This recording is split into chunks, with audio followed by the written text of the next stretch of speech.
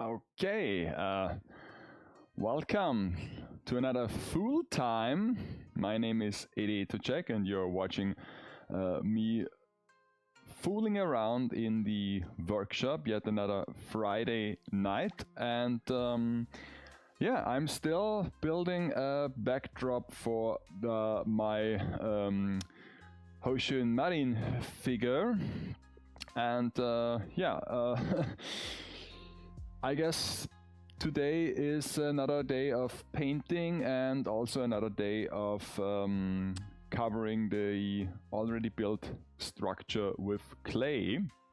I can show you what I've done so far. So let me show you on the second screen. So here we can see the figure on her throne and those two pillars and also the structure I've built. And if you look closely, some of the stairs are already covered in clay. At least the top part of the stair. Today I guess I will do the rest and also like the front part. And yeah, also the edge of the stair needs to be a bit decorated, and ultimately I guess I will also sand this and then I have to paint this as well. And yeah, I found my small little treasure chest that I can use for the picture. And this pillar is basically already completed. I've added a bit of like texture and a bit of light and shadow with some different shades of gray and like a really warm dark gray and a bit of beige, so it reflects the light a bit better. And the one in the back you can see is still like almost just primed to an example. So I will work on this one to have it look like the other one in the front. And yeah, this is what I try to achieve today. Hopefully I can get this done, because after this it's just really a matter of time until this is done.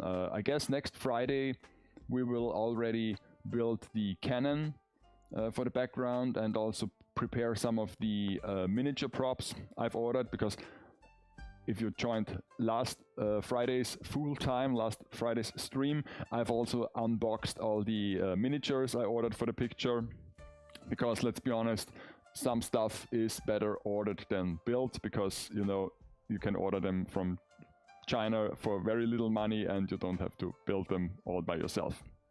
And yeah, and also I will add some plants in the background and maybe some ships, some sailing ships, but I guess I will have to use a television background for that, so a picture basically, because I've looked at a few model ships, because basically there are like two options when it comes to sailing ships as a model.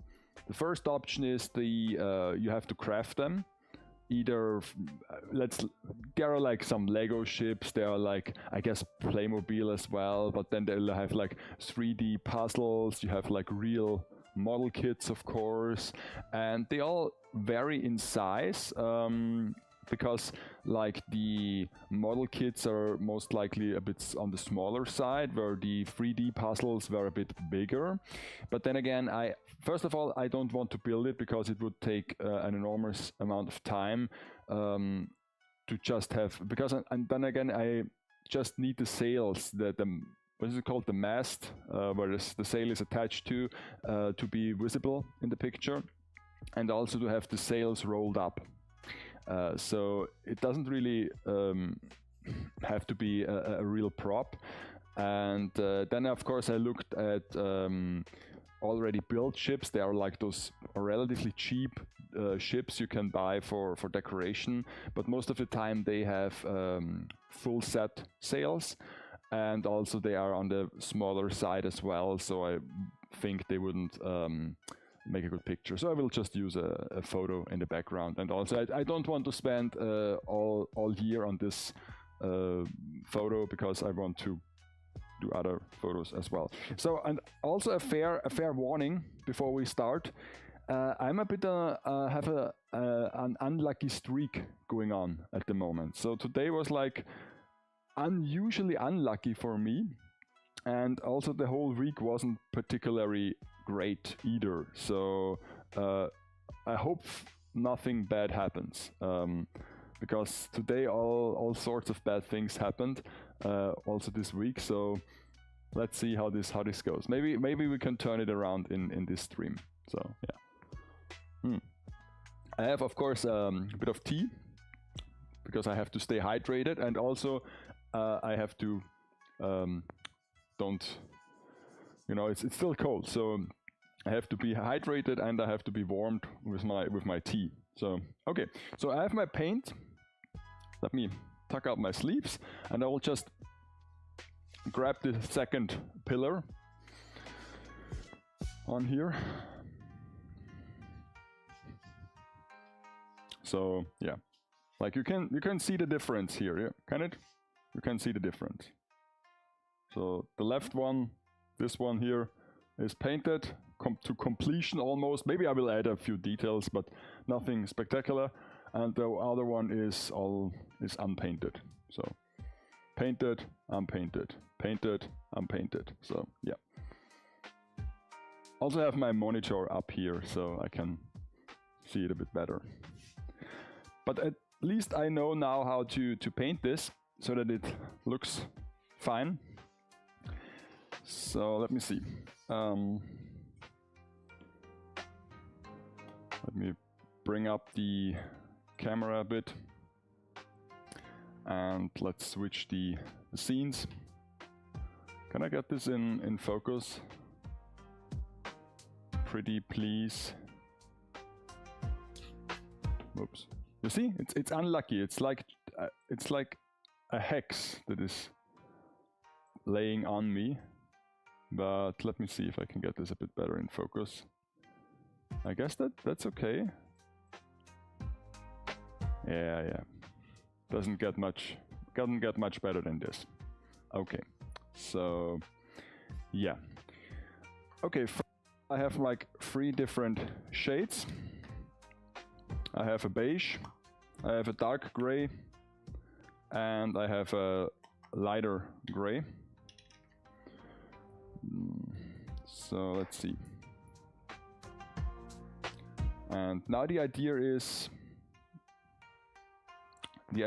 to have the darker gray applied in the like flutes of the pillar, like those parts, and then have the lighter gray on top, and then also apply some highlights to it as well.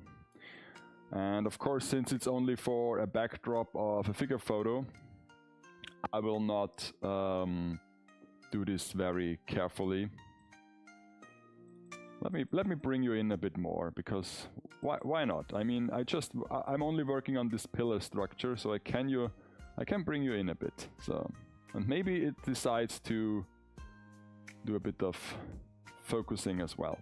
And also let me, you know, I have to do this from this side because the camera is here. So yeah. Okay. Well, let me see.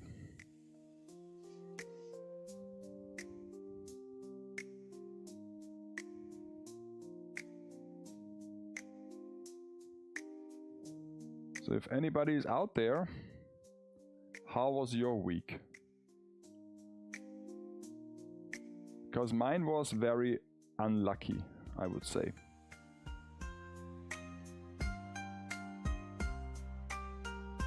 I'm not a very superstitious person, and normally I don't have bad luck.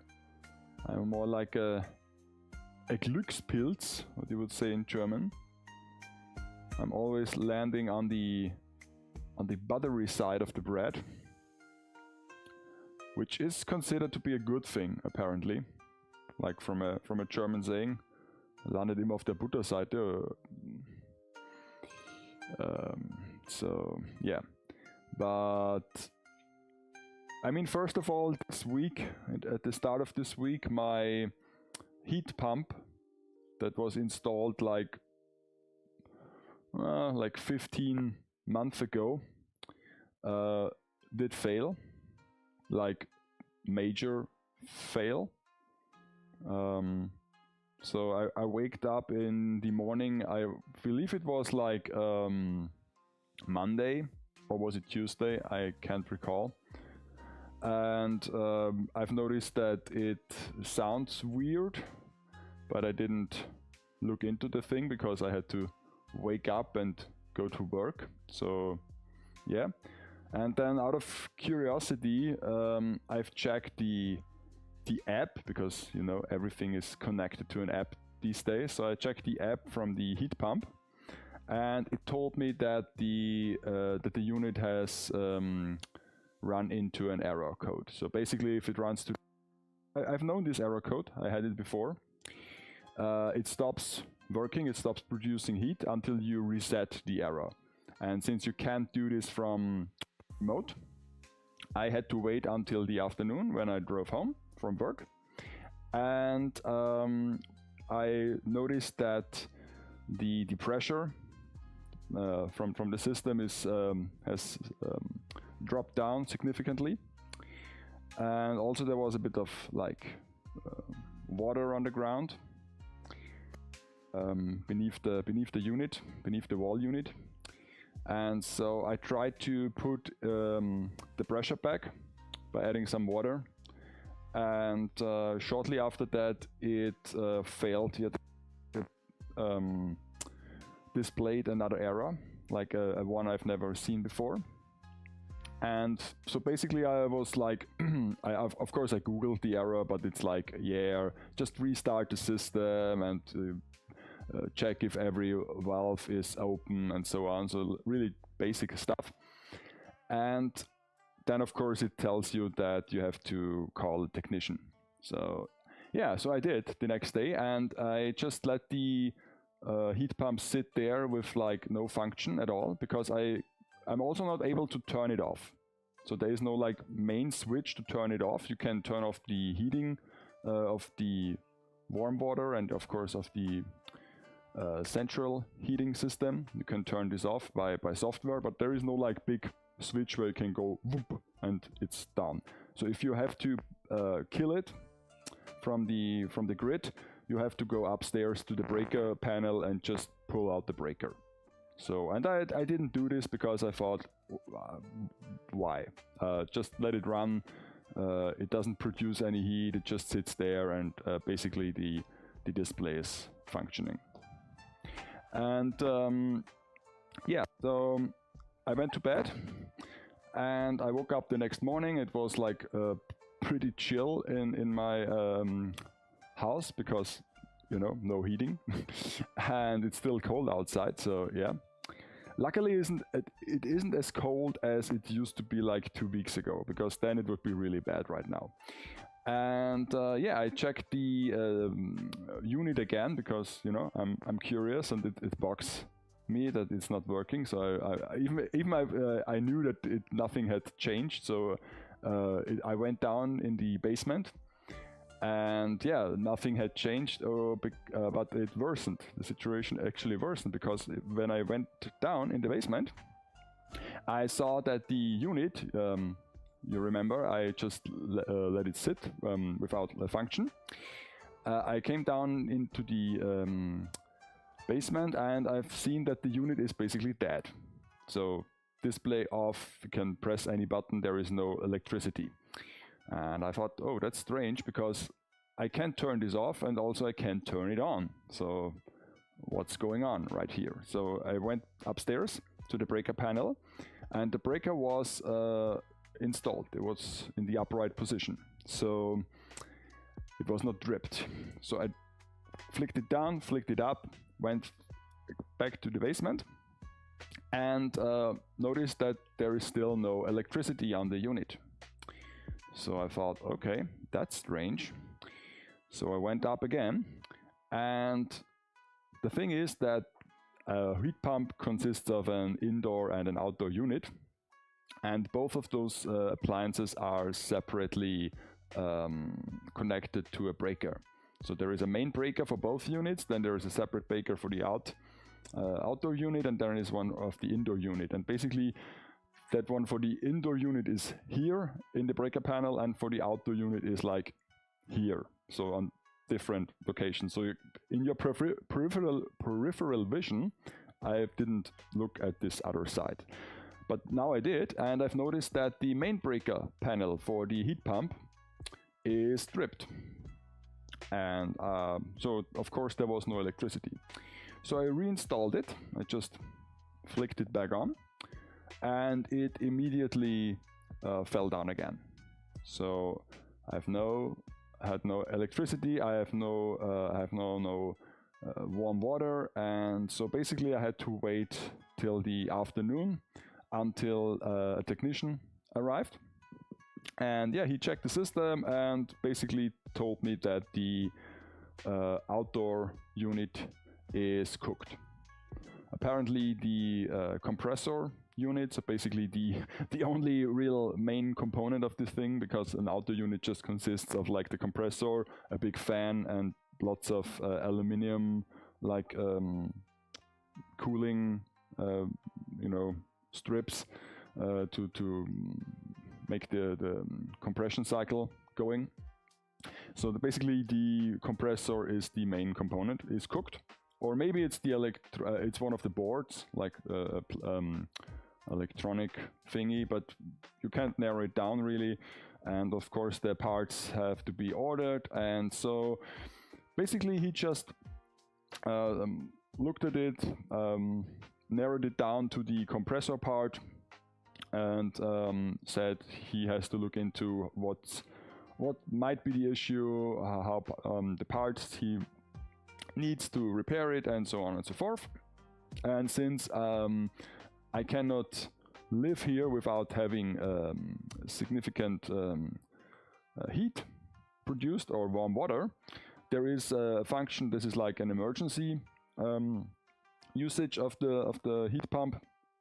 You can switch on at any time, and basically now it runs normally. It produces heat and it produces warm water, but everything goes pure electric. So basically it's just a big kettle in my basement that heats up water. And as you can imagine, this uses a lot of electricity. So right now my electricity bill is skyrocketing, because like normally I use like in a relatively cold winter day, like we had the last couple weeks, I use between 25 and 30 kilowatt hours each day to heat my house and my warm water. And now I use triple the amount. So yeah. And of course, like I said, this isn't an issue that this might be resolved tomorrow, because first of all, it's a weekend, but this might go on for like days and weeks. So yeah, not really happy. And also the unit is basically brand new. I don't know why it happened, what caused it. So even if it got repaired, it's a bit I feel a bit anxious, because who tells me that it doesn't happen again? Yeah. So I guess if you are a person who condemns heat pumps, now is your time to mock me and to feel like superior. But yeah. I mean, yeah, I guess those are like the problems you have if you own a home. Because back then in my apartment in Vienna, I didn't have such things to worry about. But now the heat is coming from pure electric, so yeah. Yeah, and then again, today, like I spilled some paint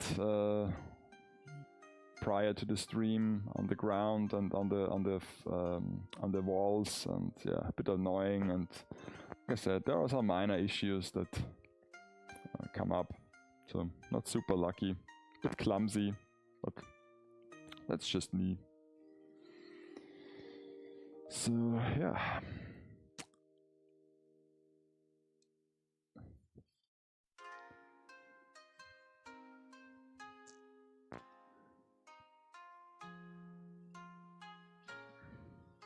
at least this pillar structure begins to look nice, and I'm now seeing that the picture comes together. So I mean, it won't be ready for yet another, like, I guess 3 weeks from now, because I also limit myself to working on this only like 1 or 2 days a week, and one of them is like here on the stream. So yeah, because right now I just focus more on the architect figure to be ready to be top coated, because I will top coat it on Sunday in the community basement of my parents' apartment. Yeah, because right now the weather is not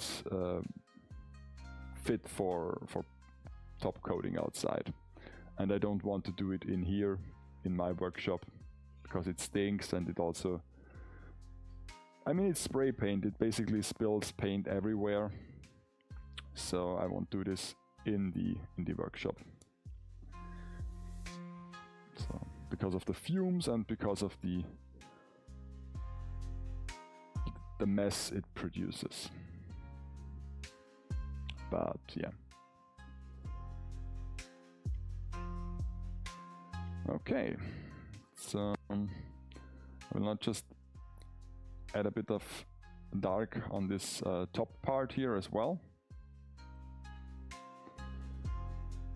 And yeah, I'm also working on the next figure review. It is, I would say, like 85% done, so maybe I can finish it over the weekend, but I plan to upload it on Wednesday, I guess, next week. So keep an eye out for that as well. It's a major review. It's one where I just had once again a lot of fun producing it and filming it. So yeah. And of course, once this is done, I will also film the B-roll with this Marin figure here as well, because I don't want her to get like dusty and maybe damaged, because she's sitting here in the workshop, and as clumsy as I am, I might damage her during working on this figure photos. I just have her here because I want to show you what I'm working on, because if I just show you this and tell you, oh, it's for a figure and so on and so forth, you might not able to see the whole picture. Because normally I don't do this. Normally I don't have my scale figures here near my workplace, because, like I said, the danger is that I damage them with one wrong move, or that I get them dirty or dusty. So I don't usually do this. Maybe once or twice to measure something, but usually they stay out of reach. So, yeah. But if I'm able to top coat all the architect parts on Sunday, I might be able to rebuild her in Monday's stream. So we have one finished figure at Monday's stream. Put her back together, and then of course start with another project. So I think I miss one key ingredient. It's a sponge.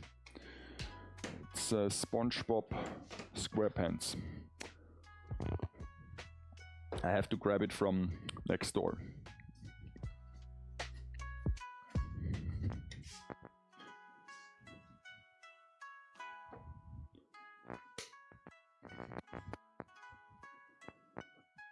Okay,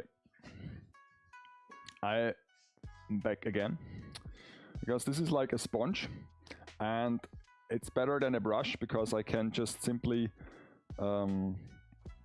pick up some color and maybe some beige one as well, mix it a bit together, and then basically have it applied to the pillar like this.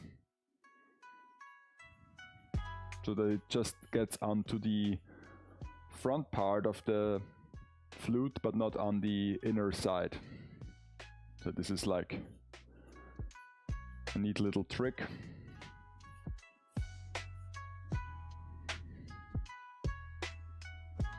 And of course we can mix it together. It's a bit messy. Normally this comes with a handle, of course, but it is now a bit damaged and a bit used, heavily used. So it won't stay on the handle anymore, and I have to use it like so.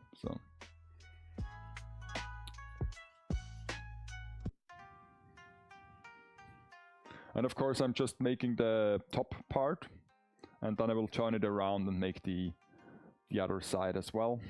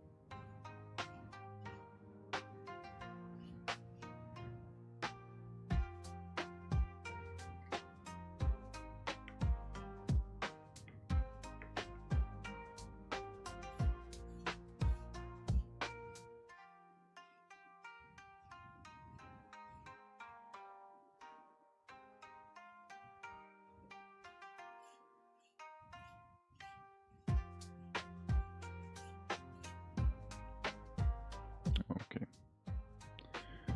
Now let's apply some of that to this top part here as well.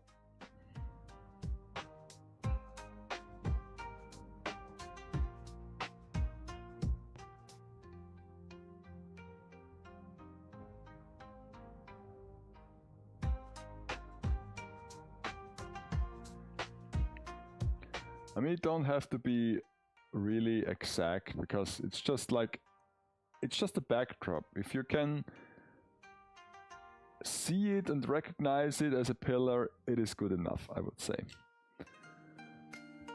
It won't be something that I have on display all the time, so it's really just, you know, the concept or the idea of a pillar, and it doesn't have to be super exact. At least this is what I'm telling myself. Most likely it will also be blurry, because it's in the background of the figure. So yeah. I mean, that's the thing, isn't it? Most of the time I spend really long hours building those miniatures, and then either they aren't even visible in the final picture, or they are, of course, like the name implies, a backdrop, so they are in the background, meaning that most of the time the thing is out of focus. So yeah, I mean, most of the time it's better this way, because let's face it, it isn't like a really well crafted thing most of the time that I do. It's like movie magic, where you won't believe if you like look at film sets from like, not like from movies, but I've never seen a movie set. Have you ever seen a movie set? Like really from a real Hollywood production, but I've seen like stages for game shows on television. So like some Wheel of Fortune things where people can interact with those props, and they film it for a game show. And yes, it was in the standard definition era of television as well. But those backdrops, they don't look good. They look like real cheap and real flat, and only because of proper lighting and because of the cameras aren't that good, and also you are distracted from those things because you do look at the candidates and at the host and all the audience and whatnot. You won't notice it, but they look really cheap. And most of the time they are just like plywood or painted plywood or other wooden structures, so they aren't like made out of fancy materials. It's just a prop that is there to give the illusion of a casino or some gambling thing. And so kinda interesting to see that they also cook with water. And so it's with my backdrops, it's the same thing. They might look nice on camera, also because I just might improve them in post-production, have some paint arrows removed.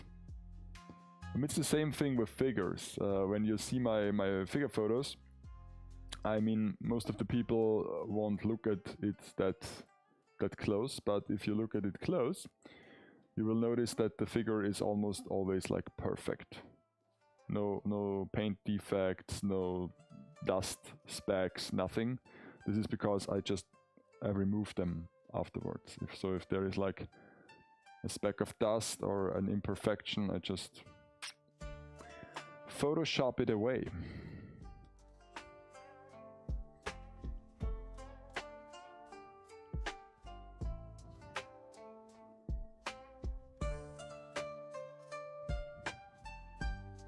But yeah, I'm so curious about my architect coming together on Monday. I mean, first of all, I hope that I don't ruin her with the top coat. I really do, because I've never done this, and I know that spray cans can be a bit messy, a bit spotty. And yeah, but I'm really curious to put her together, and I'm looking forward to it because I spend an enormous amount of time considering what it is, and I've never done this, and yeah, I want to see the result.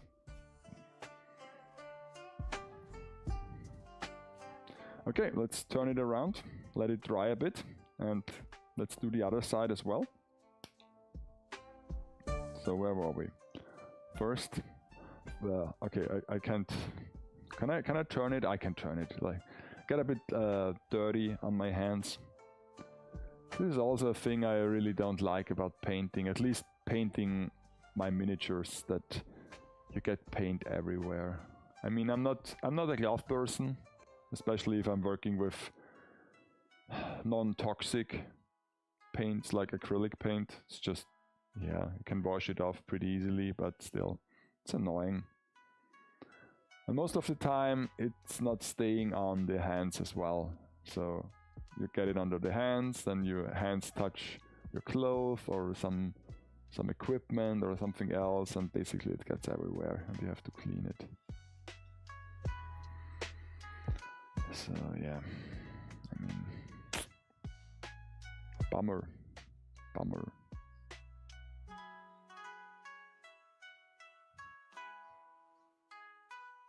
Can I just move the monitor a bit out of the way? Or like, should I move it here? I can move it here, so you can see it a bit better, I guess.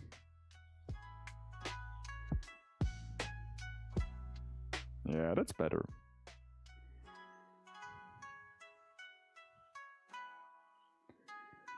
Oh well.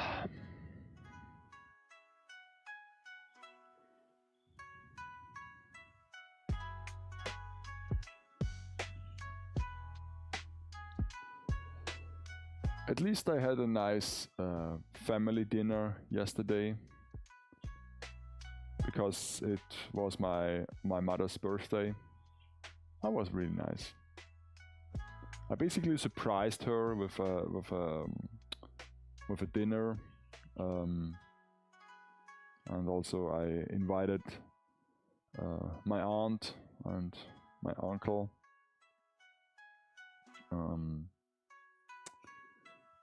Basically, I tried to spend more time with them as well,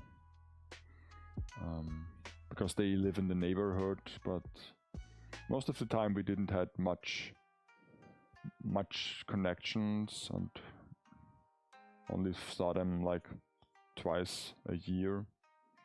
But now I try to spend more time with them and include them more in family activities. And so yeah, I've made like dinner.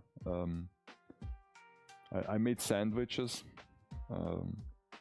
It's a bit weird, but there is this family recipe for a pretty weird sandwich.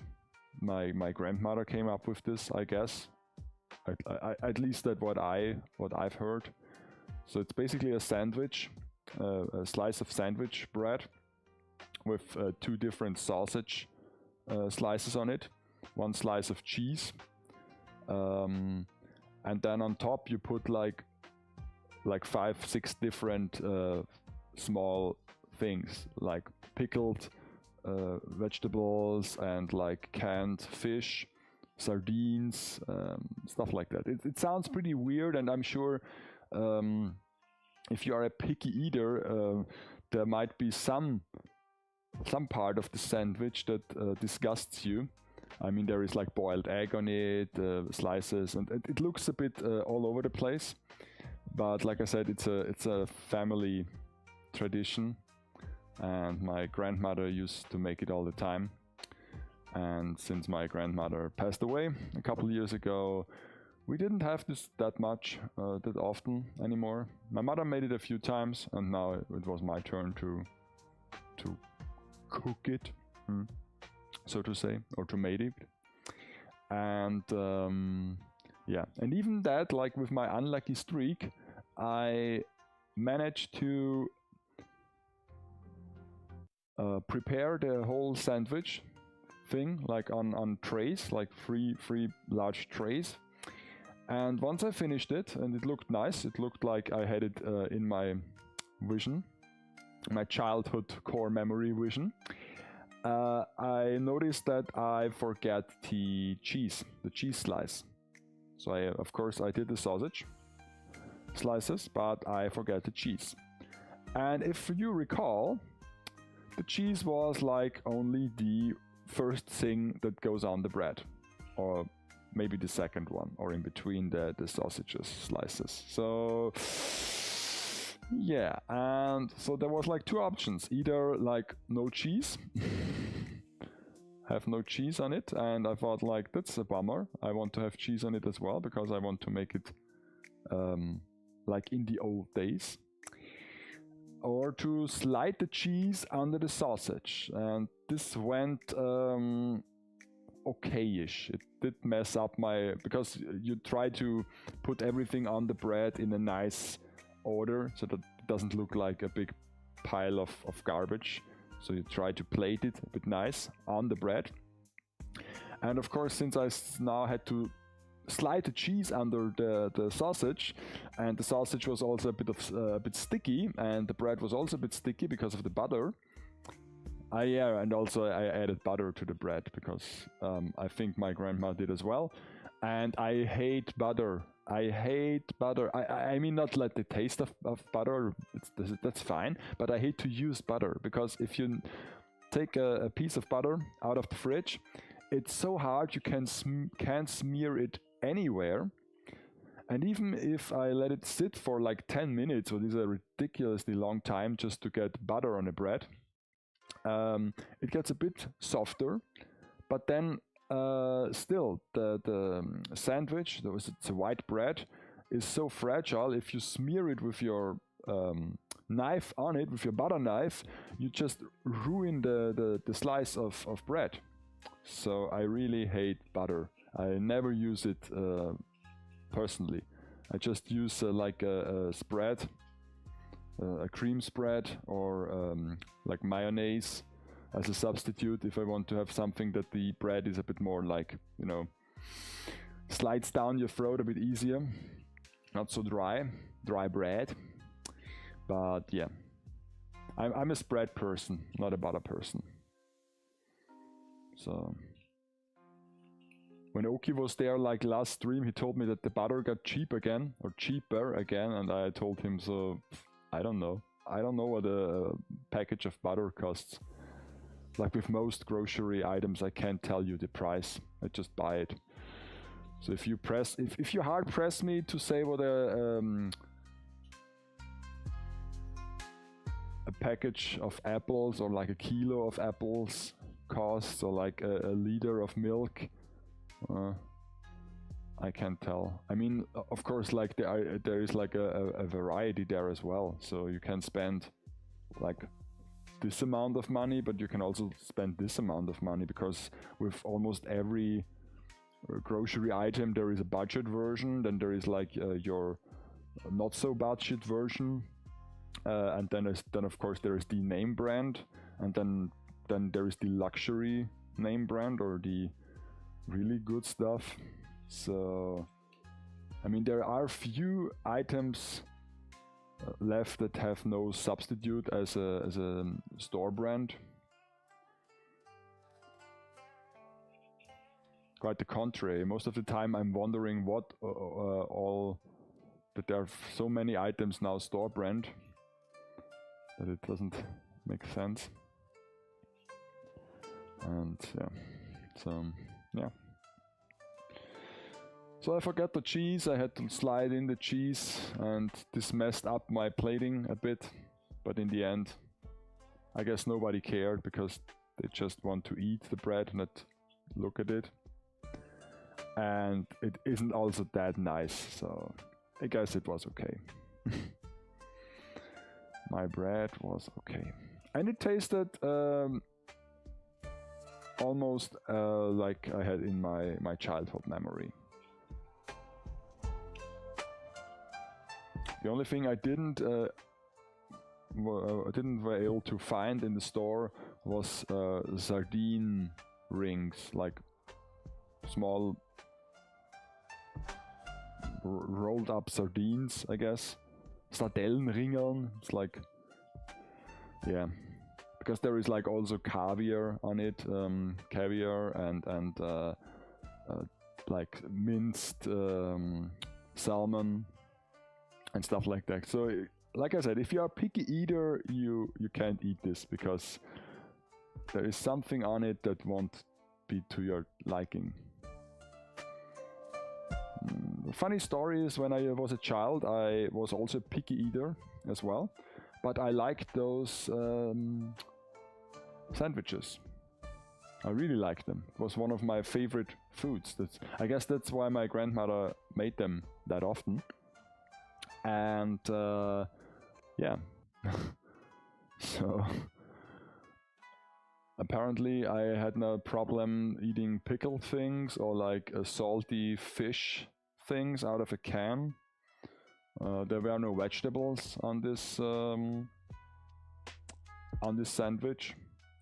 At least you consider a small silver onion thing. It's like a small onion, or like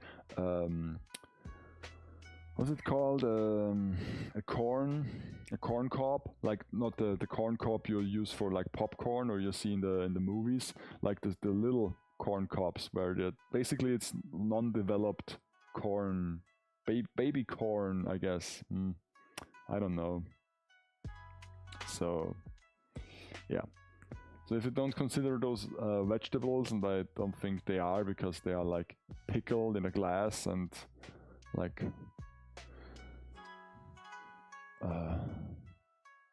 non-perishable. So yeah, it's not the healthiest of foods, I think, but this was our gourmet eating habits back in the late 80s, early 90s.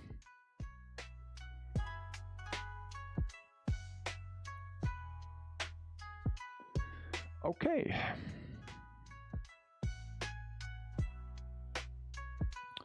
So I guess that's now okay. So once again, I'm using the sponge to add the lighter parts as well.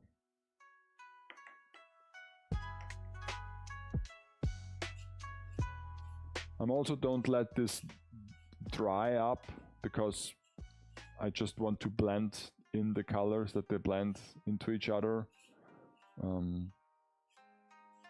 Doesn't really matter if it happens.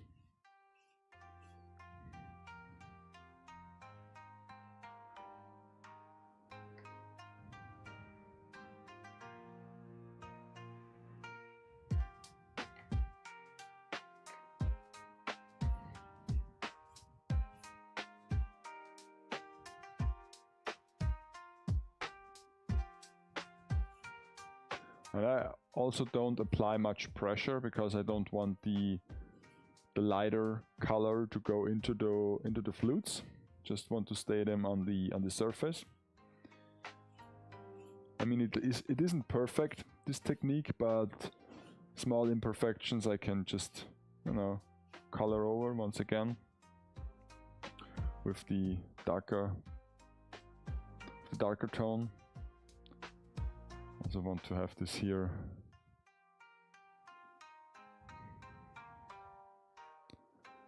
a bit more pronounced.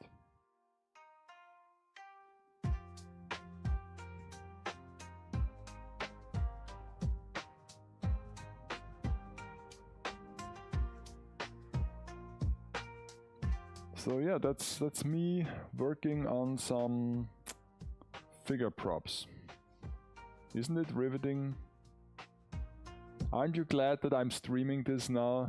Because you missed out on so many years of doing this.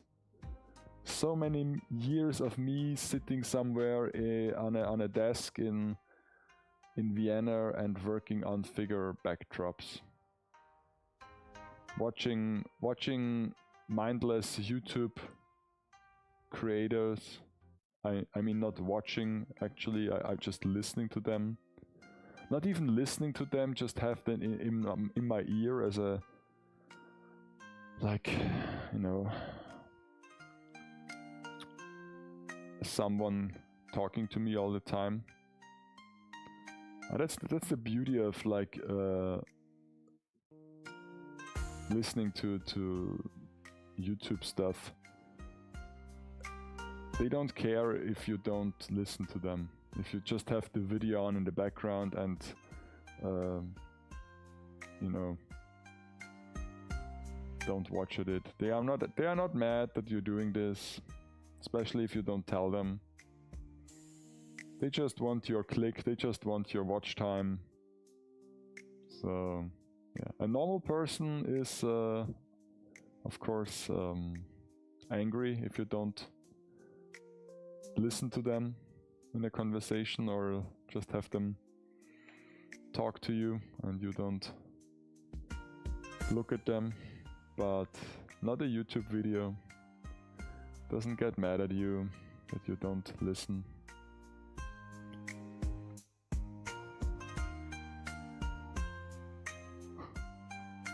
And it's like, it's really like it. I mean, I watch so many educational videos on video, or at least like essays, like video essays, because most of the time this is the long time content where I don't have to constantly search for new videos, because with like hands like this you don't want to touch your PC that much. So I'm just on the lookout for long form content that I can listen to while I paint or build my stuff. And you listen to this like in the background. You don't you're not an active listener, more a passive listener, and I'm none the wiser afterwards. I can't recall a detail of those videos. So if they come up with like some numbers or some statistics, I don't care. So if you would quiz me on this video I just watched like yesterday, I guess I would fail the test. Or maybe I wouldn't. Maybe it's in my subconsciousness and I can answer some questions, but I wouldn't be shocked if it wasn't. So yeah. But that's okay, I guess. I mean, basically it's just useless and like unnecessary information anyway, most of the time. Like some facts about fictional shows and characters and or things that are long gone. Things from a long gone era. And yeah, so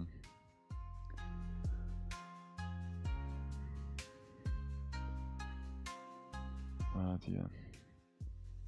I'm also planning for a private video, like a small video blog entry, another one, in the coming days or maybe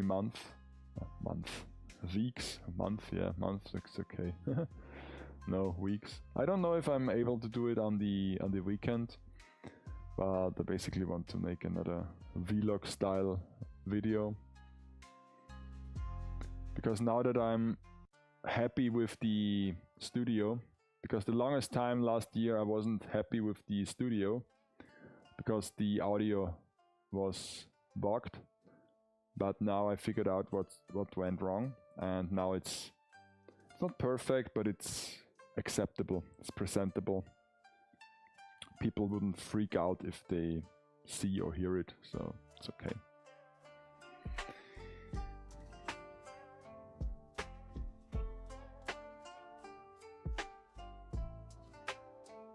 Since this is now the like third or fourth layer of paint to this pillar, the cardboard is also hard now, so I can't destroy the structure anymore. Still, I wish that the structure was a bit nicer. Partly it's my fault because I could have be more careful with the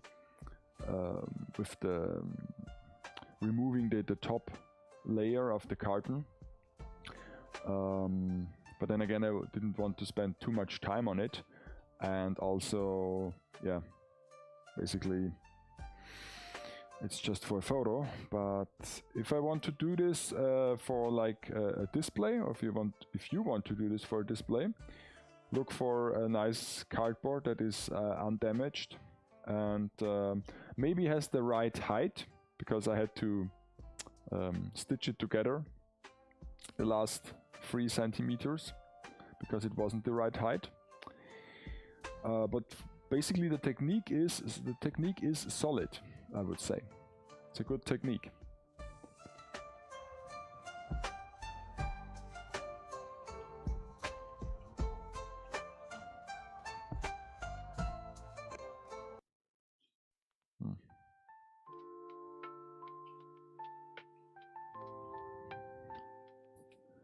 So yeah.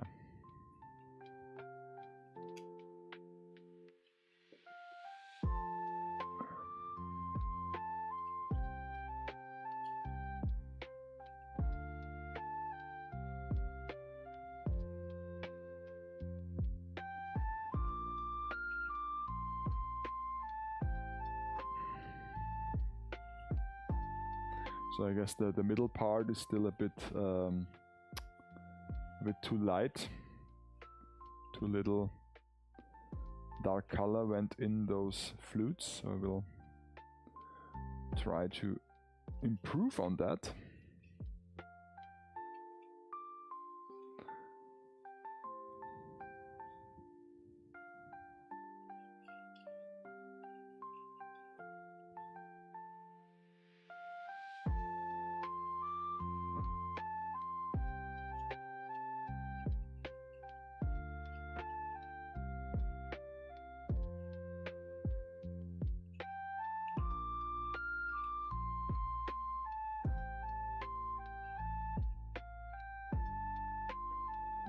And then we can have the lighter color as well. Add some light to the shadow.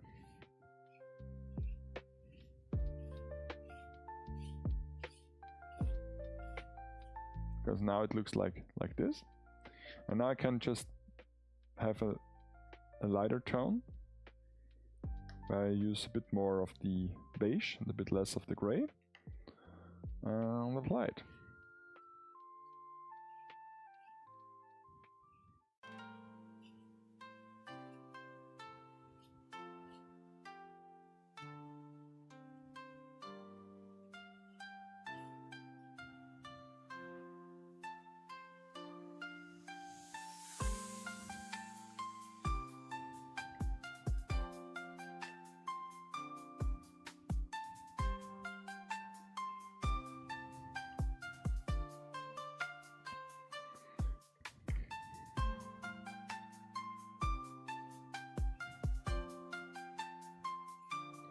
And also I can use it on the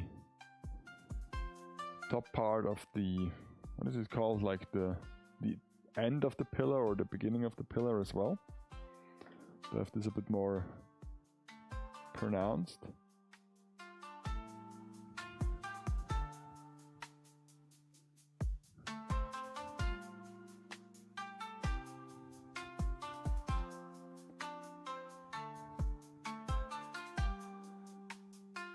Add a bit of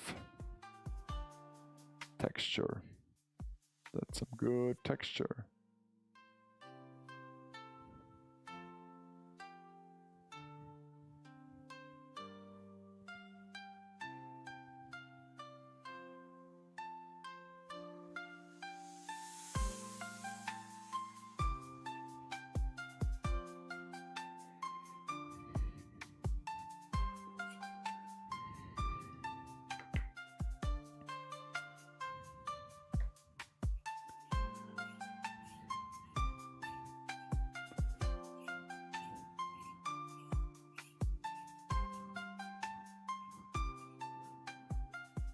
And now we are getting there. Now we are really getting there.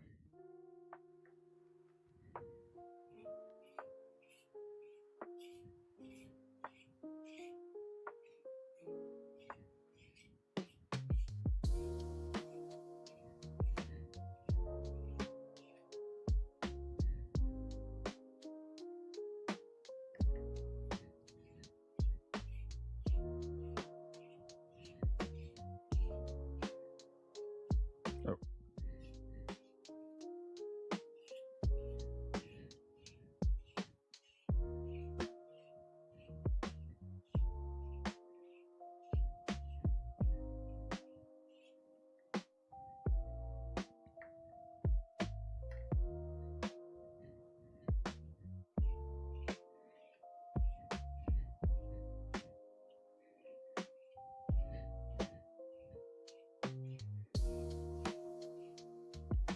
And then afterwards I can just use a bit of water, like a bit of dirty water, and just apply little pressure at all and just have it a bit soften the effect.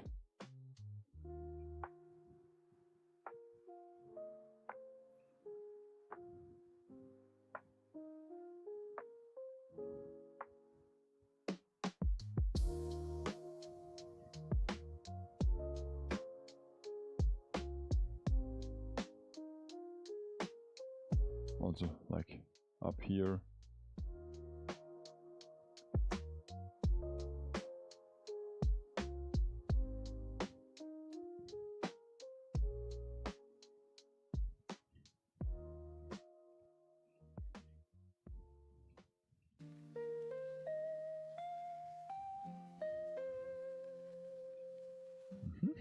Okay. And I guess for good measure, because I have to make the dark parts here visible again as well, I will just add another dark layer into the flutes.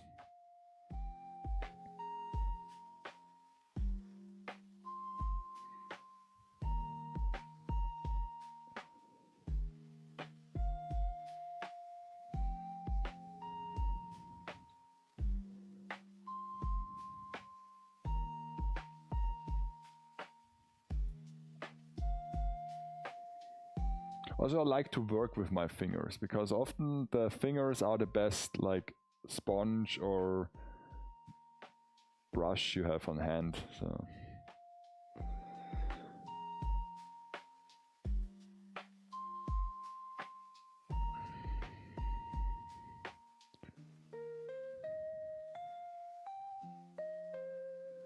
I'm not afraid to get them dirty.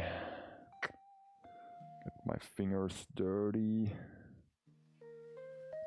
when I'm working on my figure props.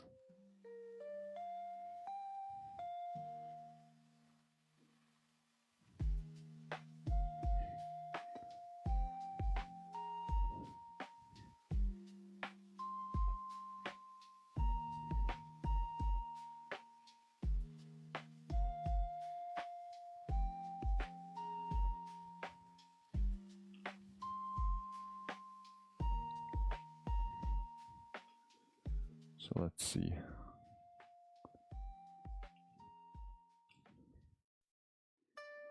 Let's get into those flutes again and pronounce them a bit more so that they stand out.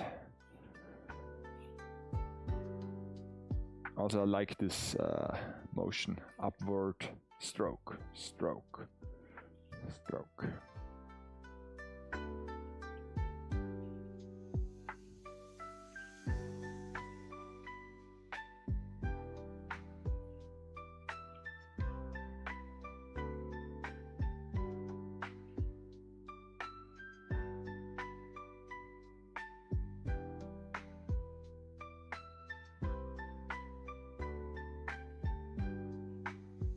I mean, the backside still looks horrible with this seam, but it's just the backside. Doesn't matter. Doesn't matter.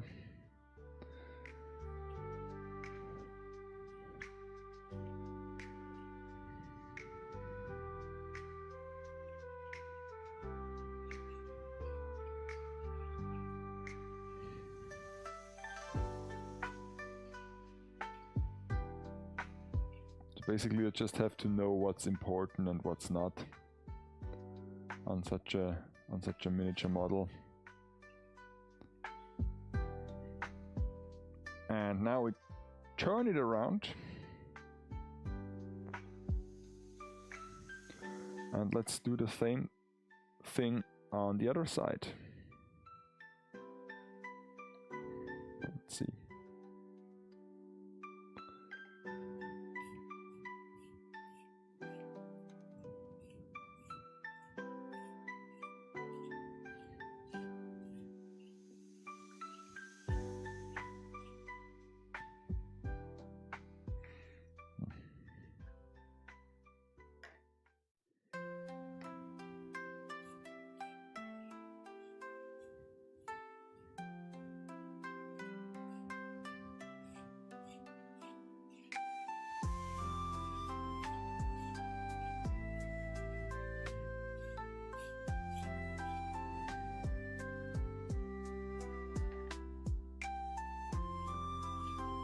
I guess I still have the first draft in my waste paper basket, in my bin. So I can show them to you how far we come from the first draft that I produced on the first full-time stream, where I wasn't quite sure how to achieve this effect or how to build it, because that's the thing. Most of the time it's the first time I'm doing this for me too.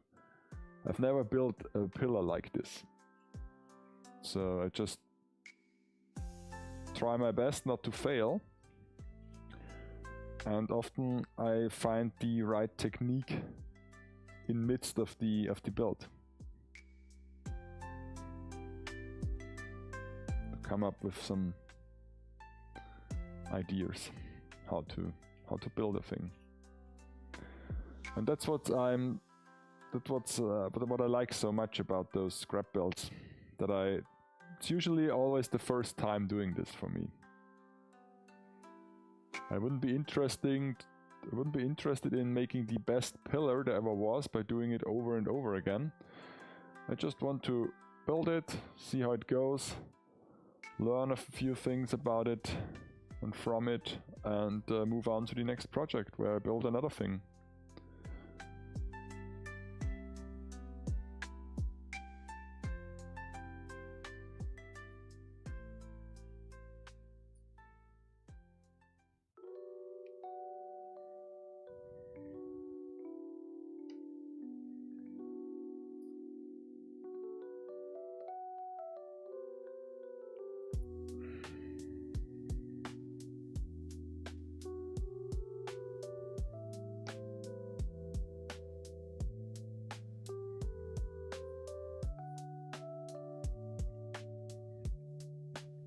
I like this one. I like the color now. So it's always a bit of like, I'm not sure about this. It's like the state of the project where it isn't fun, when you are unsure about what you're doing. But once this feeling of, oh, that's actually coming together kicks in, it becomes like a total breeze to work on it. In German we would say it's a Selbstläufer, so it basically means that it will come to a positive outcome no matter what, so that you don't have to steer in a certain direction anymore. You just sit there and enjoy the progress, and it all clicks together in a certain way. So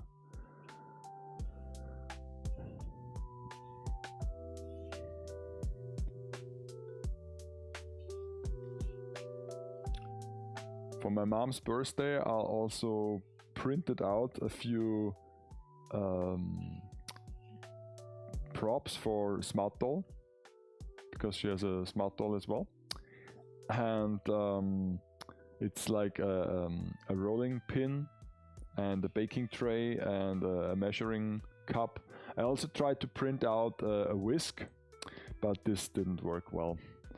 I mean, I found a whisk model. It's actually a good model, but it was too small the way I printed it. I tried to print it without supports. This went surprisingly well on a technical level, so the printer would have been able to print it without supports, but it got too wobbly, and so he wasn't able to put on the layer correctly, and it was just, it didn't fail like spaghetti, but it was just not a good print. So yeah, and then I tried it with support, but of course at this size, with this detail, at this level of detail, because a whisk is like basically just thin wire that runs across, it just looked like basically all support, no print. And when I tried to remove the supports, I just damaged the print as well. So yeah, no whisk, sadly. And I wasn't able to find one either in the proper scale to buy, because there's the thing. At the start of the stream I told you that most of the time you can just buy your props because it's easier and cheaper that way. But there are certain scales, like Smart Doll, it's a 1/3 scale, like basically a third of a normal scaled item. You won't find anything specifically Smart Doll scaled. At least not in on those cheap doll sites. And if you find something, it's usually just very specific stuff on it. So, like, basically just, I mean, I know there are a few things, but it's not like dollhouse size where you can basically buy everything nowadays. Regardless if it's modern, if it's fantasy, if it's like, classic dollhouse like your grandmother might have, you can buy everything.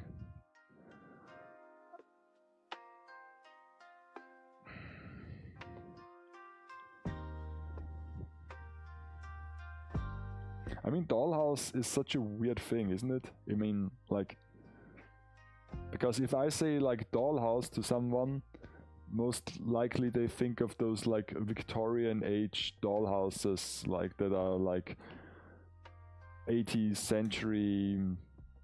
century rooms in an open house, like the classic dollhouse you see in the movies. But nowadays, like a dollhouse can be anything, can be modern, can be futuristic. It basically just is a framework for something to put a scaled miniature world to put your like figures or dolls in. But of course, dollhouse has this old-timey association to it. when in reality it can be anything now.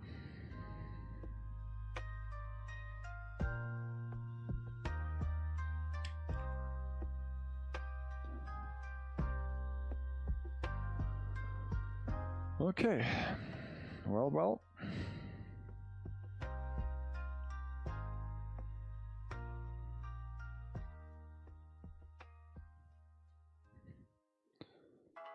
So I guess now we have to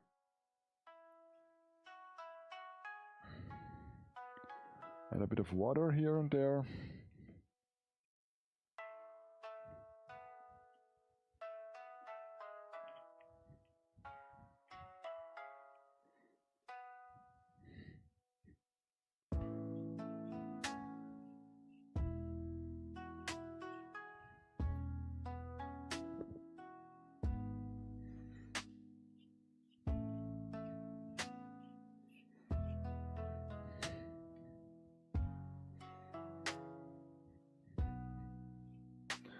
The cool thing is this looks now exactly like in the pictures with the colors and so it's always good to have a reference, of course.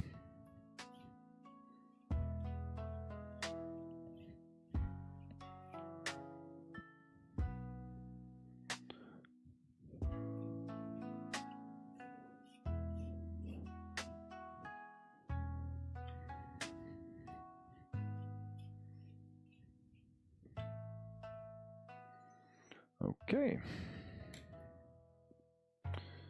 I would say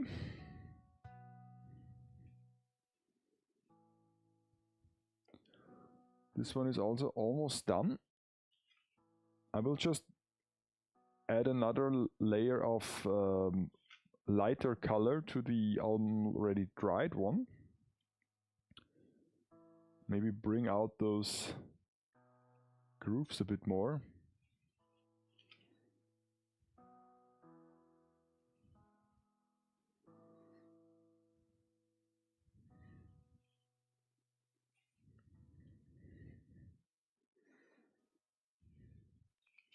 And then we can go on to the clay. Hooray, the clay.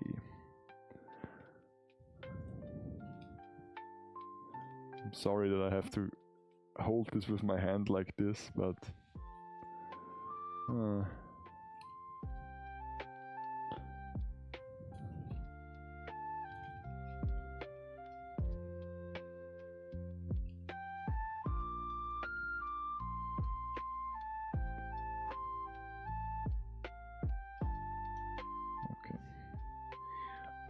Good enough, I would say. Good enough.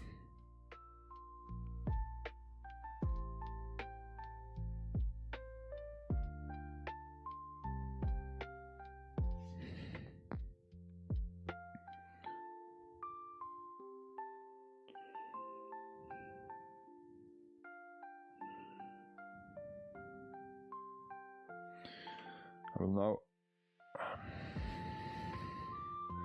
have this, let this rest. Is it like the same? It's a bit more white, so yeah. Okay. And now this one is the already dried one. I will now use the sponge and apply a bit of light tone on the top as well.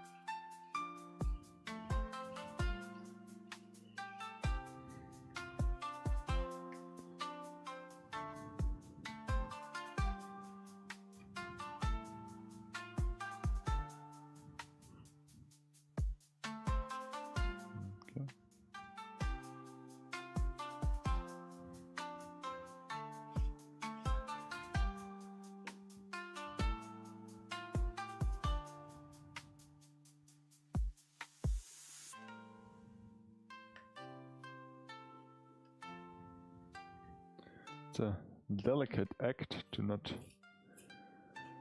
have it too light and also not too dark. It has to be just right.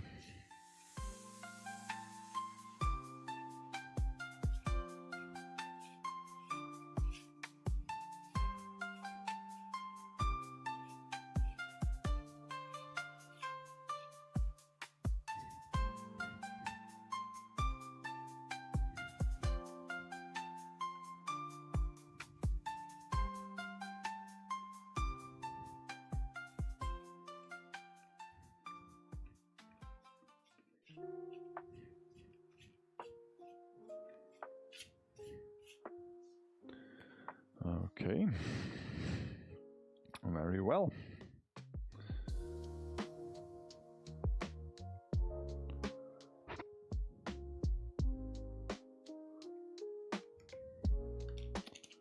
I guess there is some black in here I can use.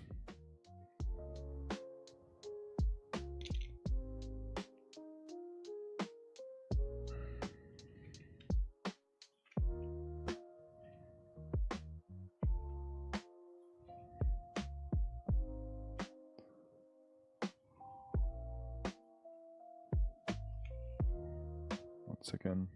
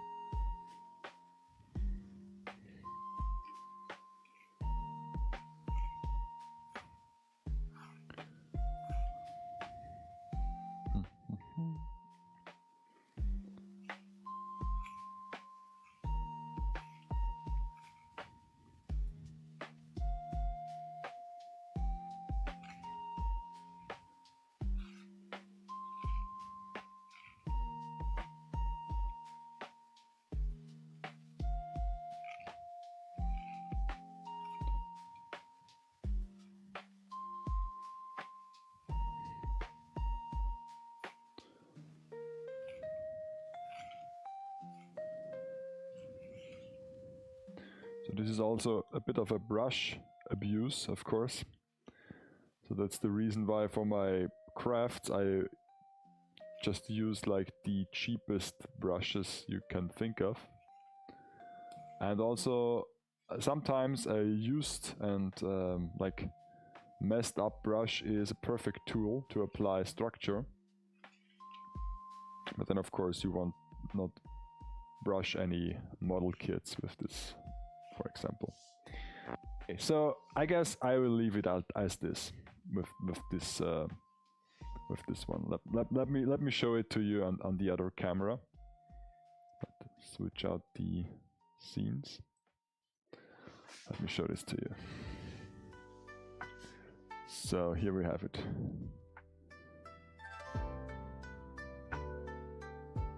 That's not so bad, I would say. Huh? I mean, of course, this is like the back side. It's not so pretty, but it's the front side. That's an okay pillar. That's an okay pillar. I just have to be careful not to drop it onto the figure. And I would say this one here is almost always ready. Doesn't need much more light parts. It's plenty of light, I would say. Maybe on this side a bit more, but honestly this one is a bit lighter, so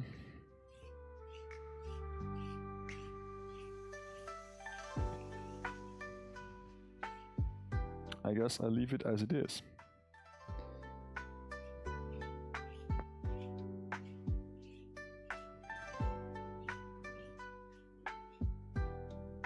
Okay.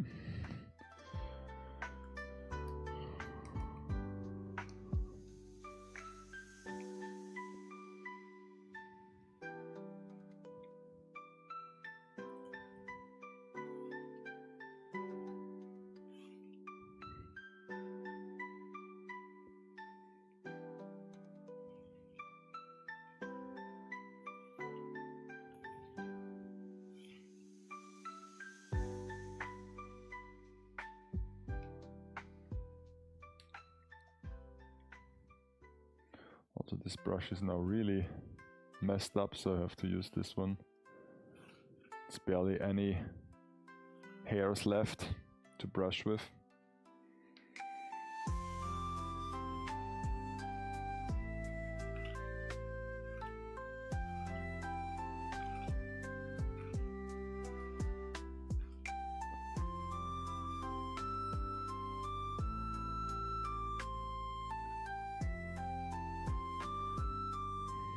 Okay, I guess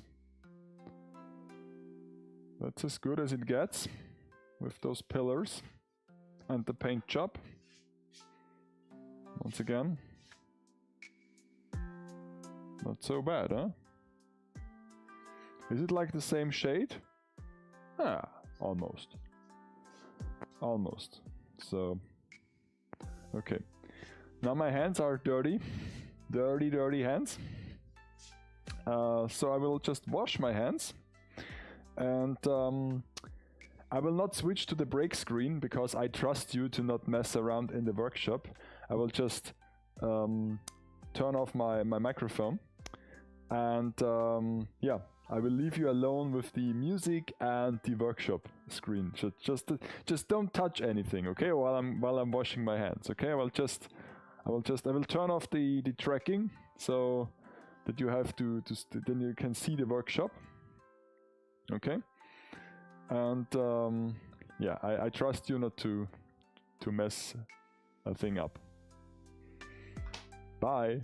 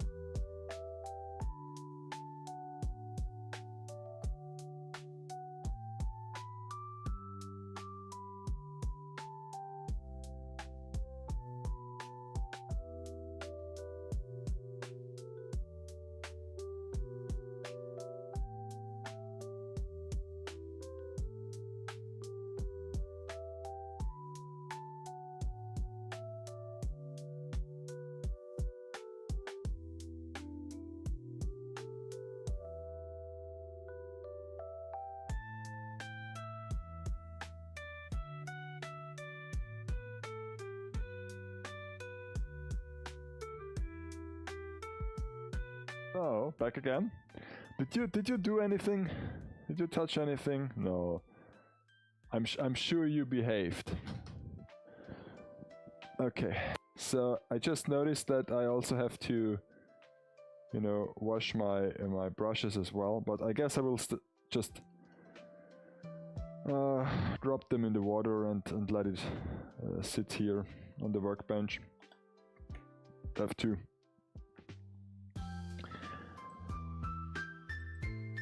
to cover up those nasty little containers. Ugh. Okay. Ugh. So my fingers are getting dirty once again, because look at them. Disgusting. Really disgusting. So I have to like clean this afterwards. But yeah. So now on to the fun part. The clay part. So let me take a sip of tea.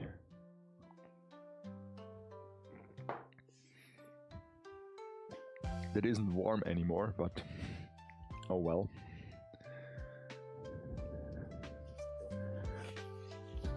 God. Okay, so let me check a few things on the stream. Okay, everything seems fine. Everything seems fine. So I guess we can keep on going. Well, okay. So now I just have to remove this from the structure. Have to barely touch the figure with my dirty hands. And then we have the clay structure here. And I guess I will just continue with the front part here, and yeah, do some clay work. So now I can just turn my monitor like this, and let me. Where is my mouse? Here is my mouse. Bring the camera up to the other area, the other work area, like here. Okay. And the second camera can go.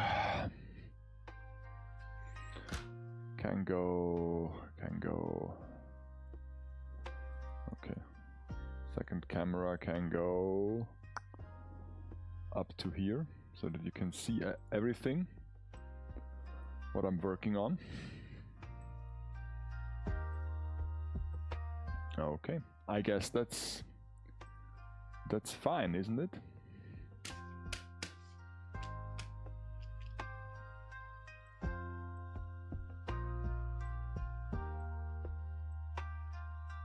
Oh. I really don't like this home button. I don't know why there is a home button in the middle. That's so annoying. It just constantly hit the home button and it doesn't do anything. So, okay. But what I really wanted to do is to, yeah. Good. Okay. So,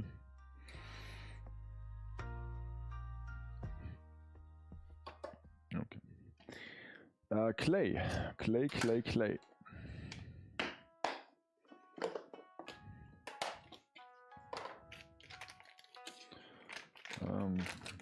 We're rolling out the clay and apply it to the structure here. I mean, I guess I have to use a bit of water as well.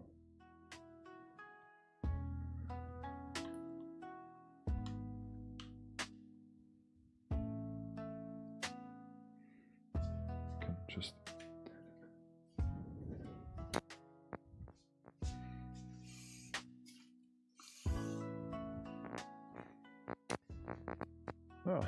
need a fresh water is better to work with.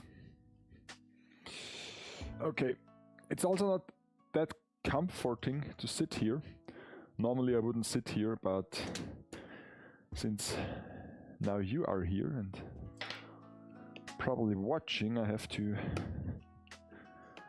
endure this strange position.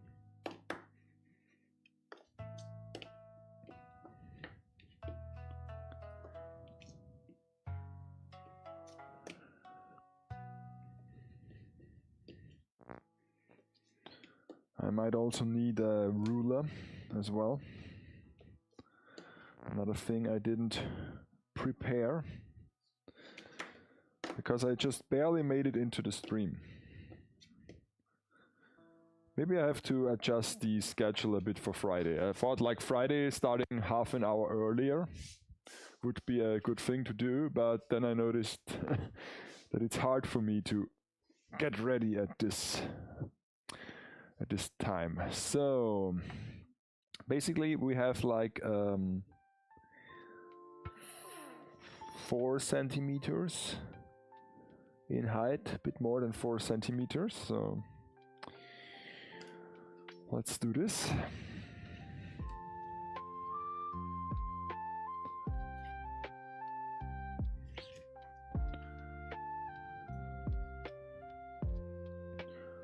For 4.3, I guess, would be enough.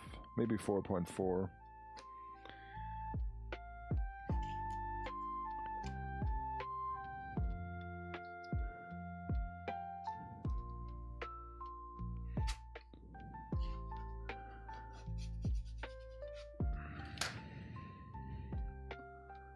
And apply it like this.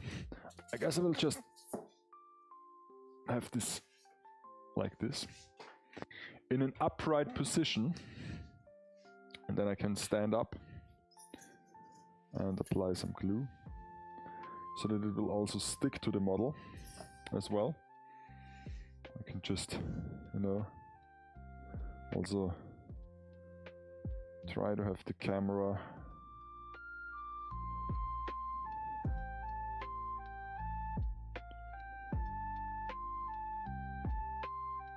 like this.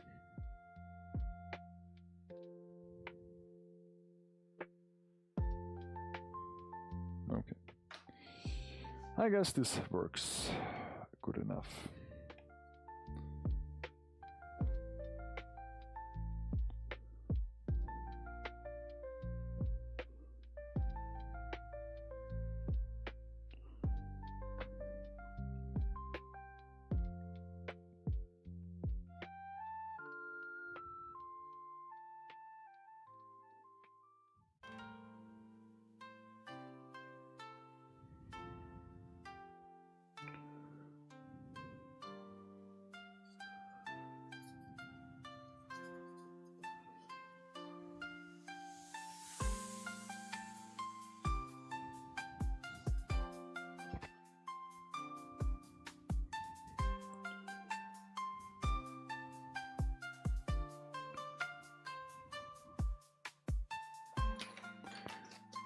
So there are like tools for the clay to scrape it off a bit on the edge.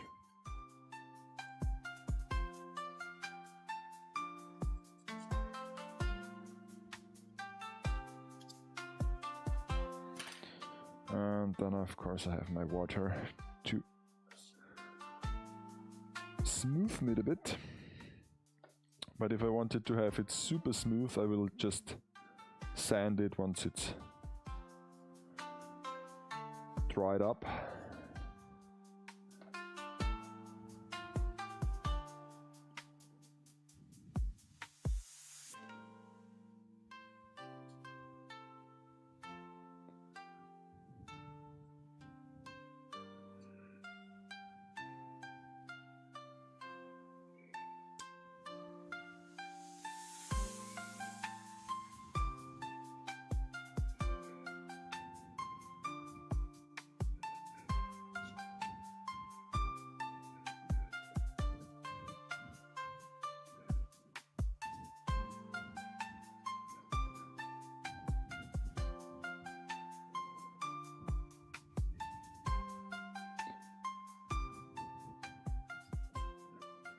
So I can basically try to stretch it a bit with my fingers.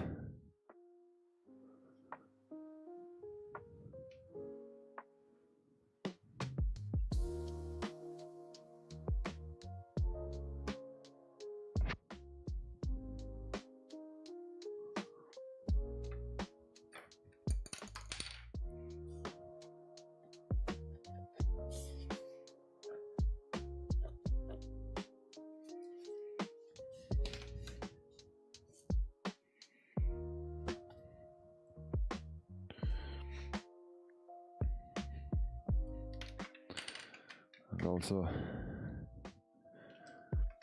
cut the part that is too much clay on the edge. Have it removed.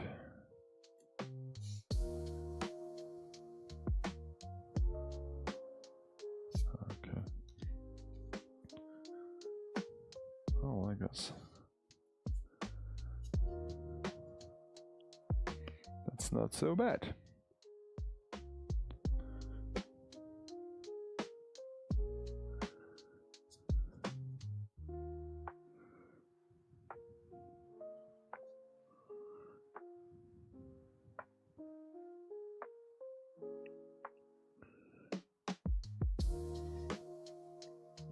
Also, the first step is just a training step, because most of likely it won't be in the final picture. So it's an ideal spot to train and get used to the material and to the workflow.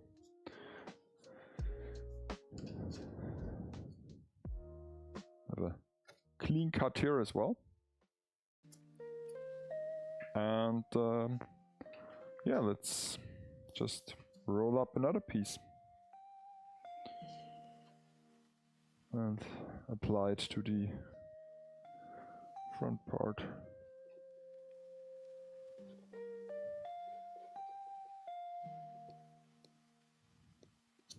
Well, let me just remove a bit of clay here. Because everything I remove now I don't have to sand off, basically. Okay. Well, well, well. Can you still see this? I guess.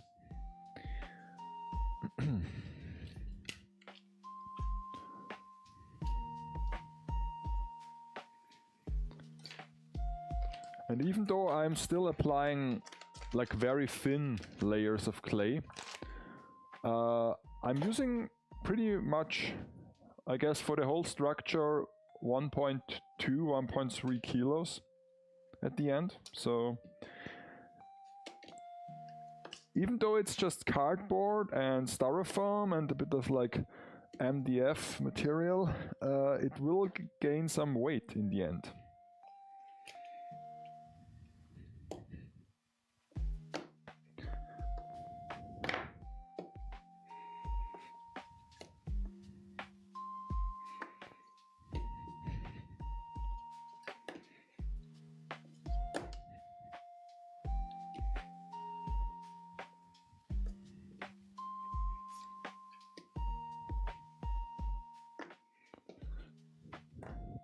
What does the clock say?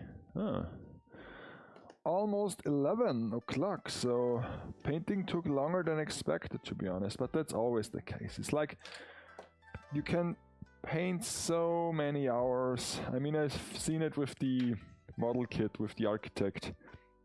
It's like a crazy amount of me sitting there and painting all those parts. Okay, we did like 4 centimeters, 4.3 I guess was a good middle ground, or 4.5, because most likely if I try to peel it from the mat, it gets a bit squishy and squished. So start out with a bit more material. Also I have to peel it from this side. So yeah, that's a good layer. Okay, put it here, like here. Let me see. Can I just zoom out a bit? When in doubt, zoom out.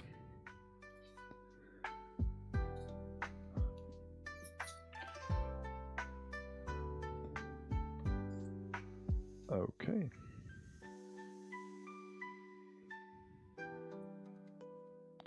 That's a good part, I would say. Not too bad. Let's add a bit of material here where the seam is, the gap is. Because other than with the stairs, I don't want to have like visible seams here.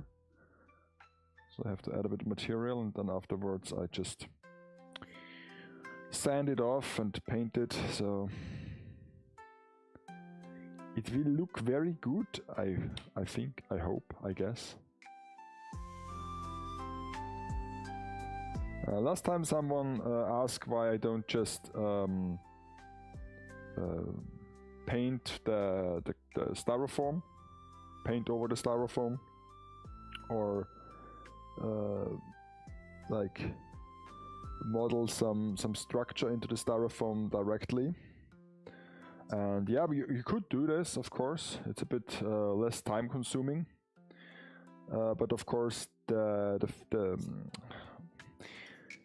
either you have to do a really good convincing paint job, or the finish won't look like real like a real stone wall, or like granite or any other solid material. It will just look like styrofoam in the end.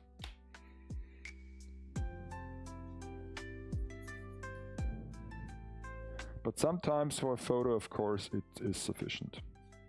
No doubt about it.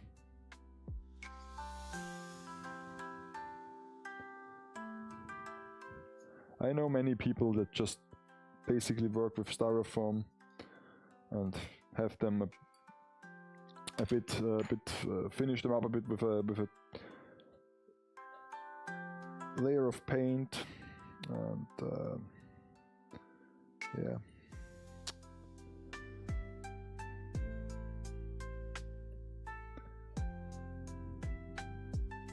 But I like this technique. Also, the clay isn't that expensive, so why not?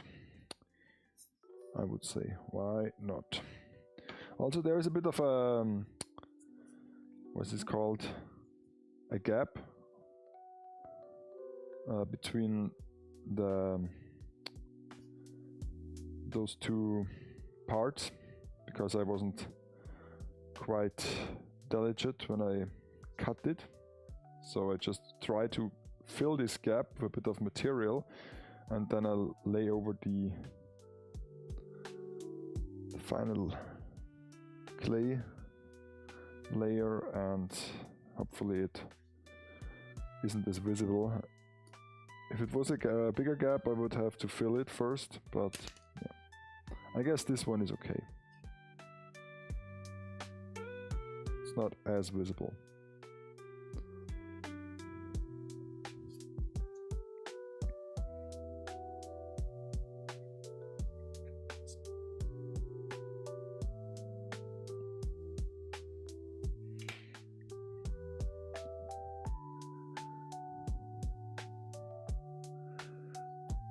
Once again, I can try to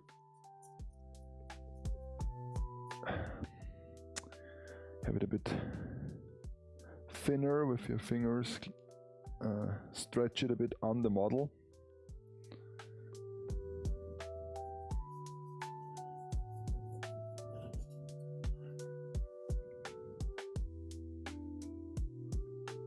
Okay, so the last bit isn't that large anymore, it's just like this size with like 4 fingers, and I will just use the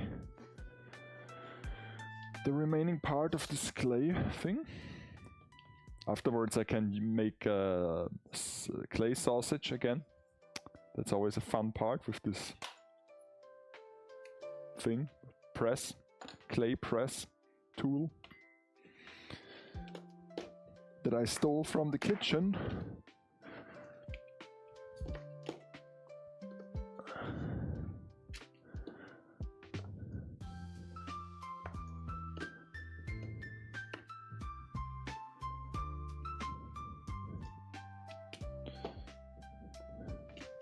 Okay.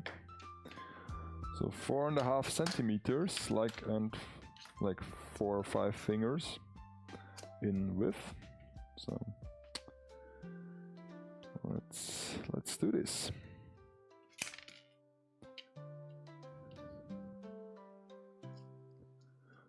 Oh, like this. Have to be enough.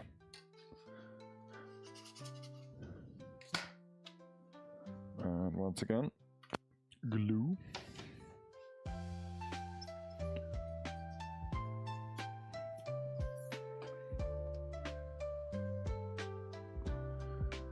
Yes, this looks nice.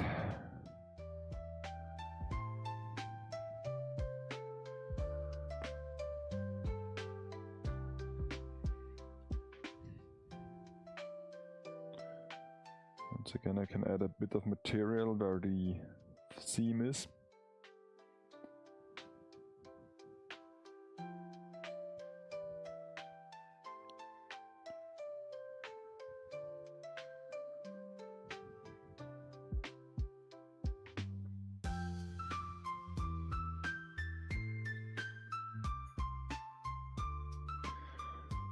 So today also the don't know if this is relevant for you or not, but where I lived, they started like what is it called? Like when you have no school, like vacation? I don't know. Like I know it's in the States it's called like spring break.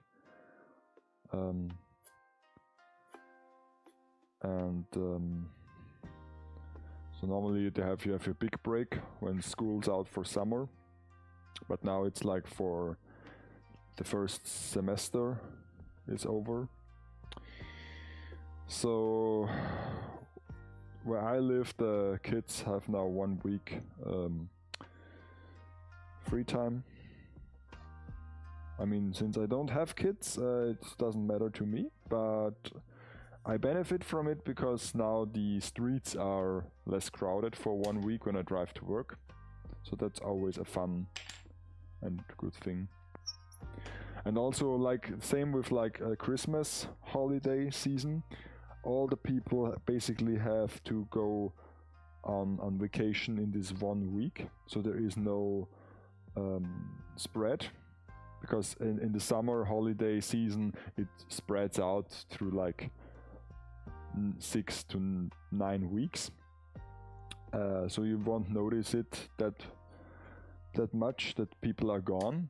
But in the Christmas time, and of course in this we call it in German Energieferien or Semesterferien, you notice it's quite much that people are away, and most of the time they drive away to like ski resorts, because it's the classic time of the year when you go skiing, you know, because we Austrians are big skiing people. I mean, I'm not so much. I like winter. I skied once in my life. I learned it as a child with school, because you have this mandatory program in school where you basically have to learn to ski. Yeah, at least if your parents can afford it, because that's always the thing, that those basically mandatory activities aren't free, so you have to pay them, or your parents have to pay them, and that's quite a lot actually. I mean, nowadays it is. I just refill my cup of tea. Don't worry, I'm still here. I'm just too lazy to turn on the tracking. So okay. Today's tea is a green tea, the chocolate pear one, with pear flavor and chocolatey taste. So it's kind of okay. This it's a bit. The clay got stuck into the bearings here, so I'm sure this is a blast to clean afterwards. I don't think she will get this bag for the kitchen because it's not food safe anymore, and I also don't want to clean this. So we just I guess we use this one here for the first step, and for the second step I will use a smaller stencil because this is quite big. Okay, so okay, music is still playing, that's good.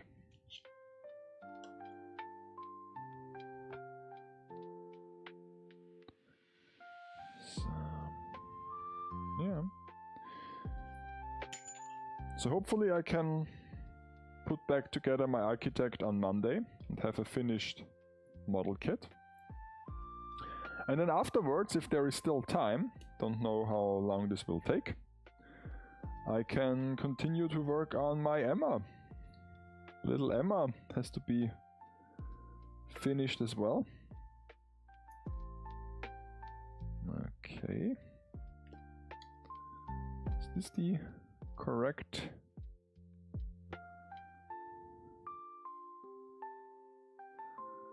Is the correct size, I guess? I mean,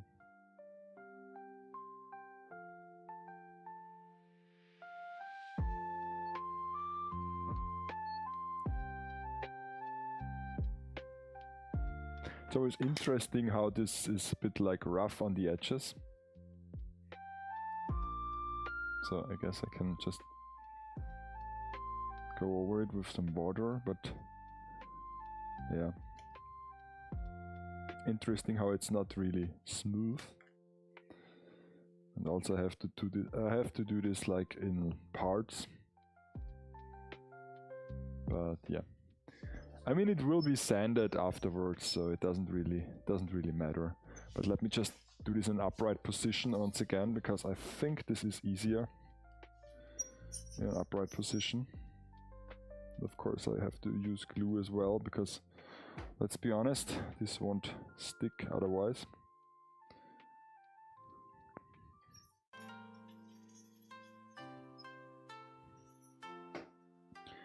Okay, let's apply this to the edge of the staircase.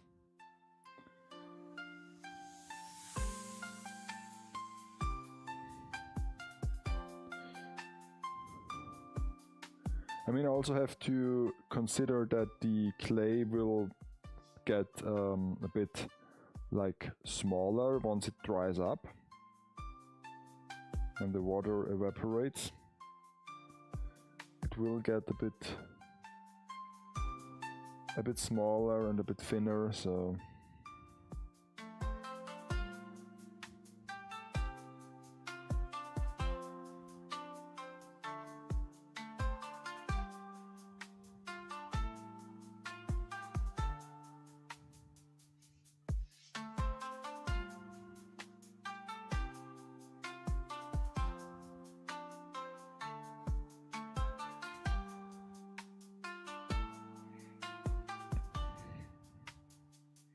it's like a brim or something for the staircase.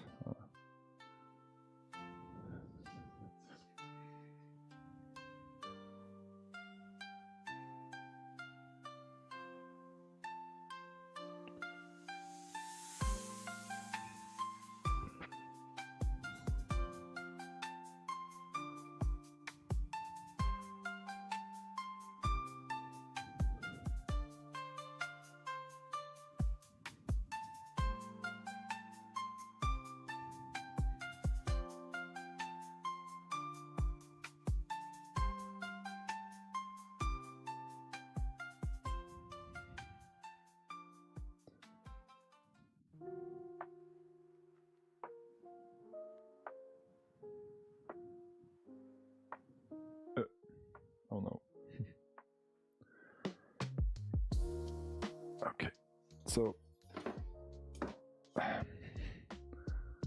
let it sit like this, and hopefully it won't push down too much with gravity.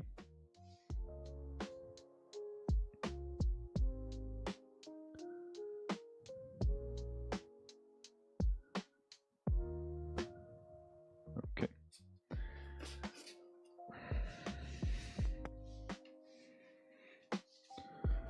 Okay, there's still a bit left. So let's continue.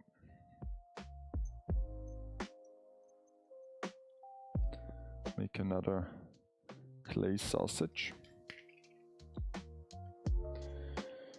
So I don't know how about you, but I'm really looking forward to the weekend, because the week was quite intense. Like I said, not much luck this week. Work was a bit stressful, and yeah. The only good part was the family dinner, and also that I was able to do some home office on Wednesday, and I managed to do a few remaining film clips for the upcoming figure review. So now I can finish it. Oh, this one gets actually quite good. It's enough, it's enough, it's enough. Don't need to be so long. But yeah, that's a nice sausage. A string of clay.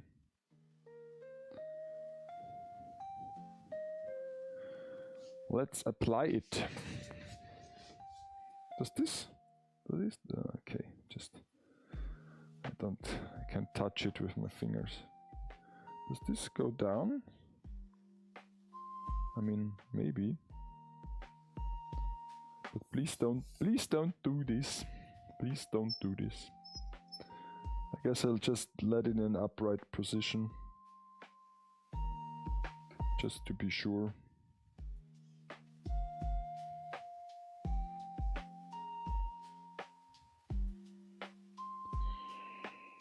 Okay, just cut it here.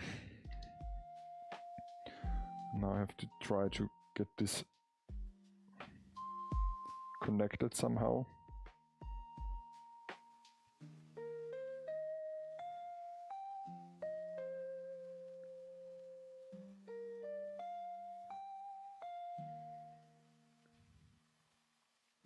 I mean, even if there is a small gap, I can just Photoshop it away in the final picture, if you even see it.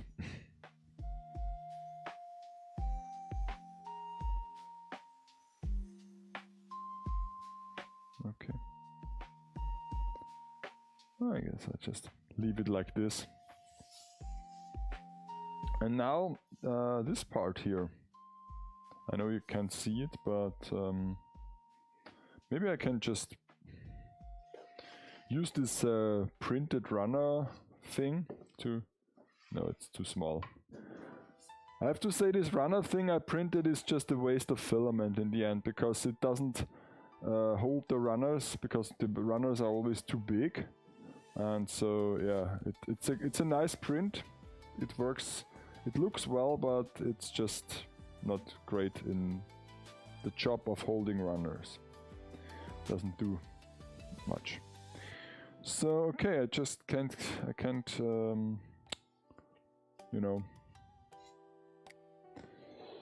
lean this against something, so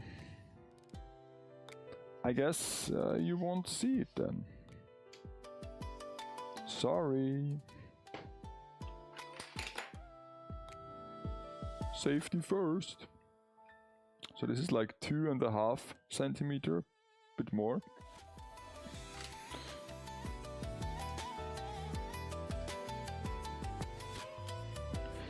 And we need a bit of fresh clay.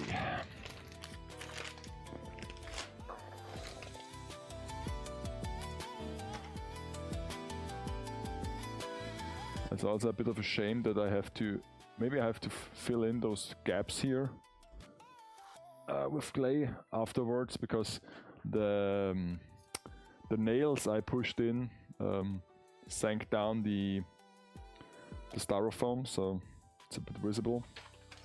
So I have to fill those gaps.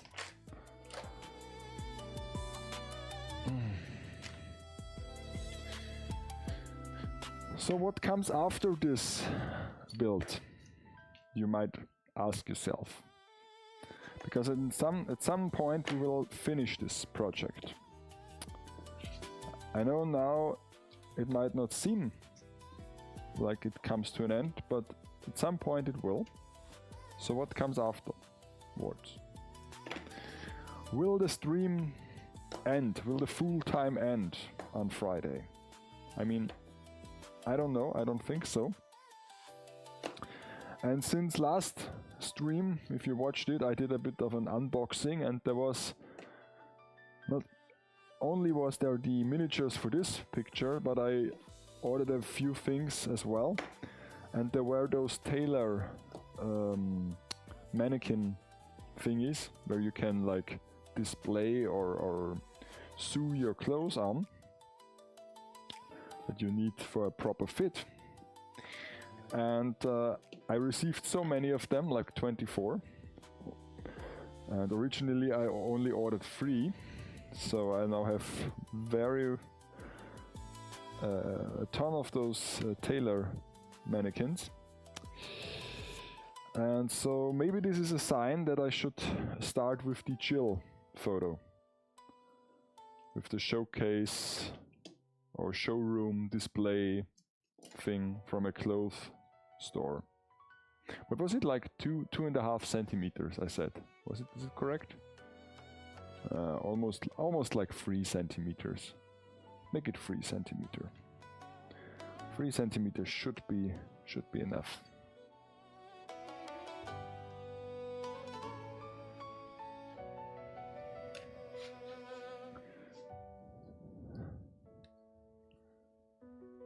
Because at least with the chill photo I won't use any clay.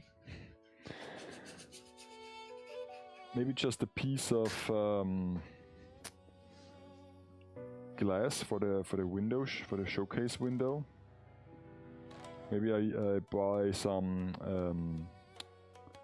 I don't have to buy it. I have it here actually from last year's glass accident. A piece of anti-reflection glass that we installed in the at some picture frames upstairs, and I broke one of those frame glasses. And if you ever worked with anti-reflection glass, let me tell you, that's a bit expensive glass. And so yeah, I broke it, and now I have it as a basically crafting material, so I can use it for this photo. Because when I want to take a picture of the figure, it better not reflect any light.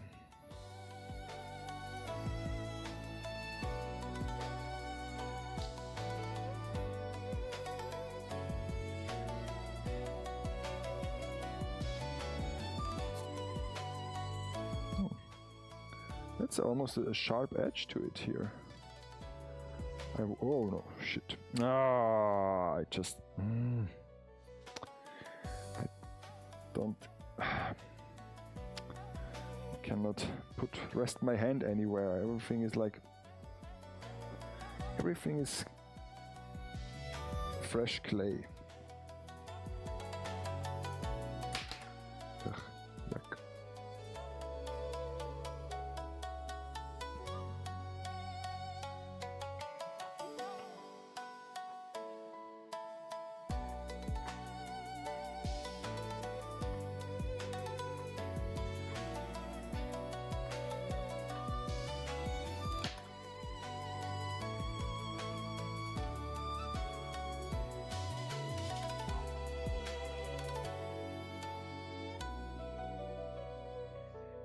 So yeah, don't know. Can I put this in here to fill it? Because I want to use this technique on other parts as well. Okay, I mean, I guess I can fill it with like this. Okay.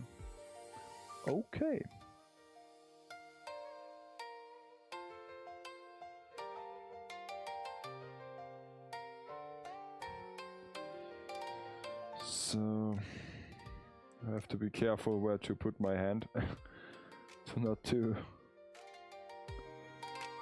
mess up this surface too much. I mean, like I said, I will sand it anyway, so don't have to be that careful, but still it's annoying. Okay. Another piece applied.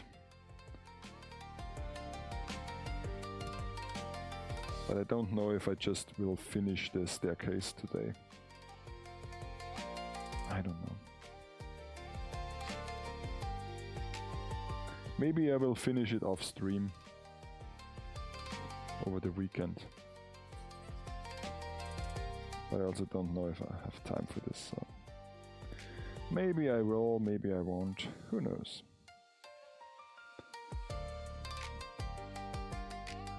Also will, let me just fill up this gap here that formed when the clay dried up. Because like I said, it will shrink once it dries.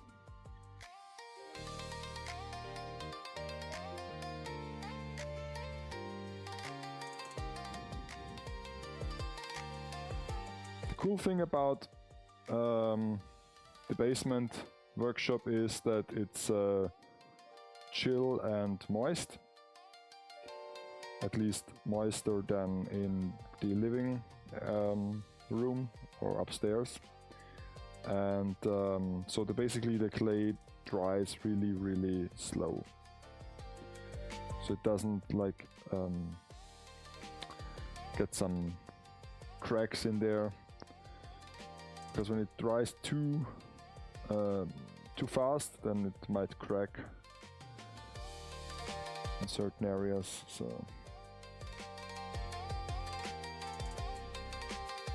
okay. Well, I guess this is nice. Let's make another one.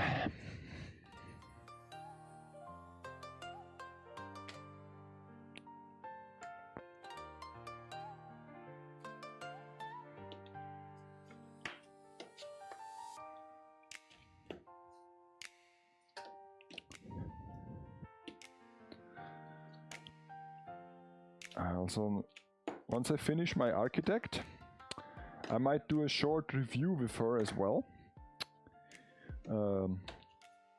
First of all, to keep this format going, and also because I want to show it to people. The only thing that annoys me is that I forgot to at least take a picture of her when she was finished, unpainted. So I don't have any like comparison how she looked when she was unpainted. I guess Oki has a grand scale, the Gora grand scale, in an unpainted, unmodified status, or like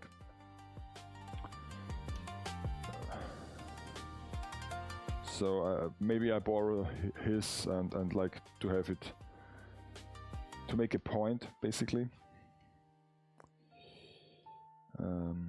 But yeah, I really should start save some of those videos. But luckily on YouTube you can watch them even after 7 days, because I think VODs on Twitch are only like available for 7 days. So, I mean, that's plenty of time, but still, if I need some clips from them, I just will download the YouTube file, I think. So, but then again, I'm lazy and I don't want to see through like 3 or 4 hours of stream.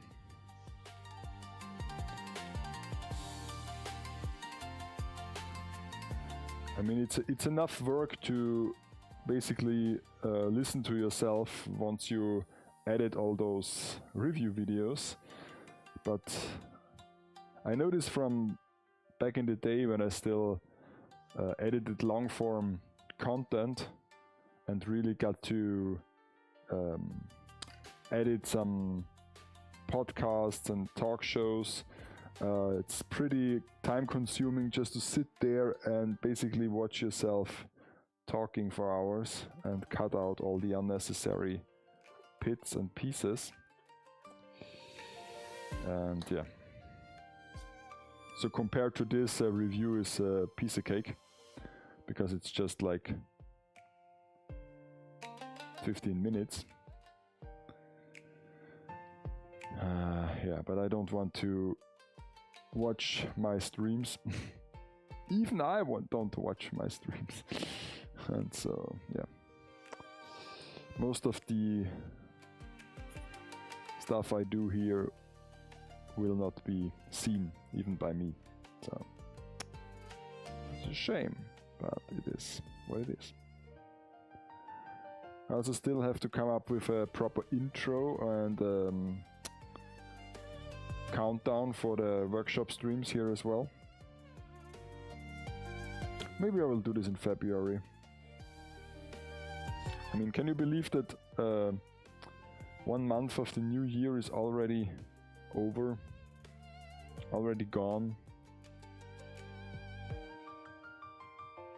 So how was it? Did you keep your New Year's resolution till now? Because if you had 1 month, if you hold it out 1 month with your New Year's resolutions, maybe it works. Maybe you can get the whole, you can go the whole distance.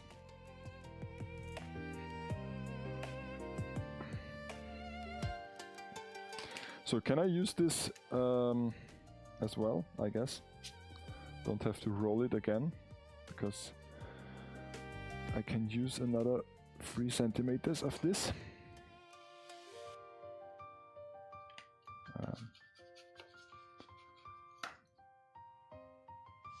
I also didn't apply glue, but I guess I didn't need it. Yeah, this looks really good. I mean, so far I'm satisfied with this progress and build quality.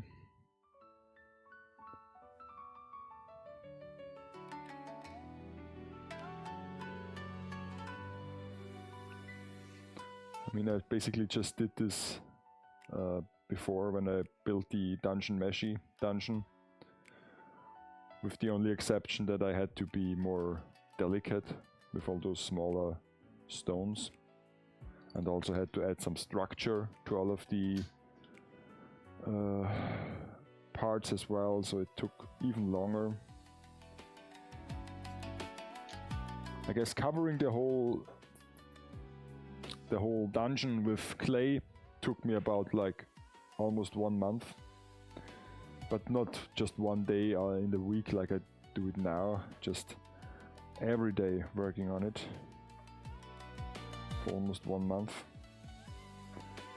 And then painting took another one. So yeah.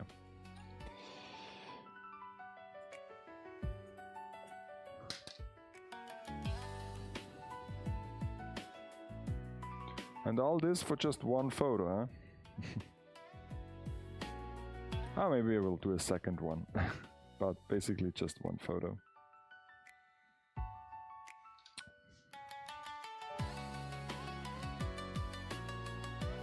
And afterwards I will just destroy all those builds.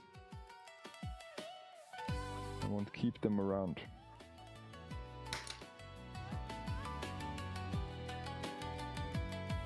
I mean, the space that I would need to keep them is just an excuse, to be honest, because if you want to, you have the space.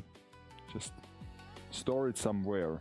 I mean, and if you have to rent a space, so the lack of space is always just an excuse. It's like when figure collectors say they don't have space for new figures. It's just an excuse. They don't want to spend money or just want to have the mental load of buying new figures. But having no space is almost always an excuse. No, it's just I don't want to keep the sets around because I want to make new ones and make fresh backgrounds and make fresh photos. And don't want to reuse old sets with different figures, because in my opinion the photos will look like will look the same basically. And if you look at my portfolio, my photo portfolio, you might notice that most of the pictures are pretty unique. So I mean, occasionally I reuse stuff, sure, but most of the time I just try to come up with new builds and new ideas. So yeah. But if you build sets and reuse them, it's okay. You do you. From a content creator side, it's of course better to reuse sets more often, because building them takes a lot of time. And yeah, so I now can make another sausage, but I will use a smaller stencil, because this one is a bit too big. So I guess I will use the same one like with the pillars. What's the right? Makes an annoying sound. It's squeaking. Let me sit down. I'm an old man. Let me sit down. Also, you can see me better if I sit down.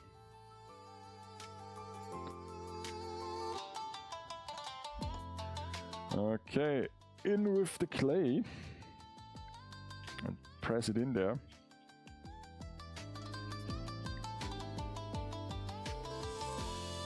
And then I use this smaller stencil.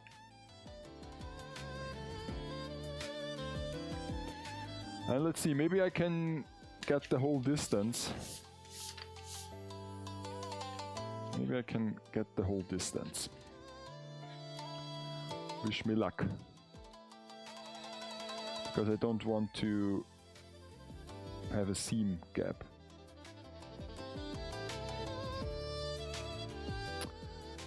I wish my finger wasn't so slippery.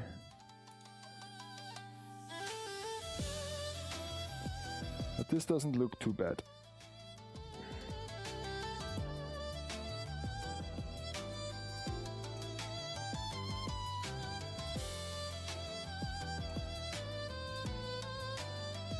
Do I have enough already? I don't know. Do I have enough? I guess I have enough. I mean, now it ends regardless, so yeah. Hopefully this is enough, but I guess so. So I just apply some glue onto the edge.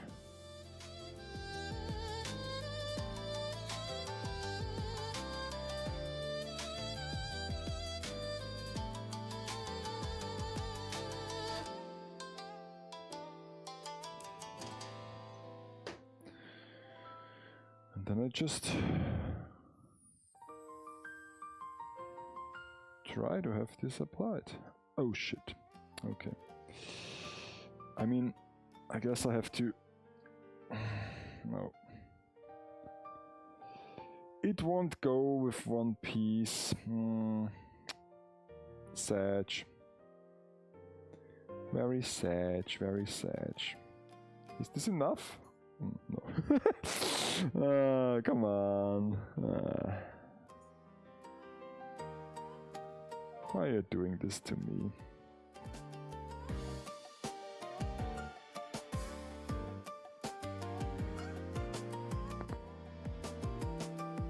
Okay.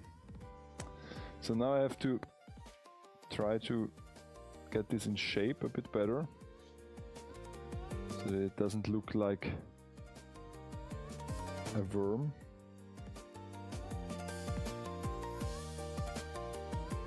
More like a proper prim.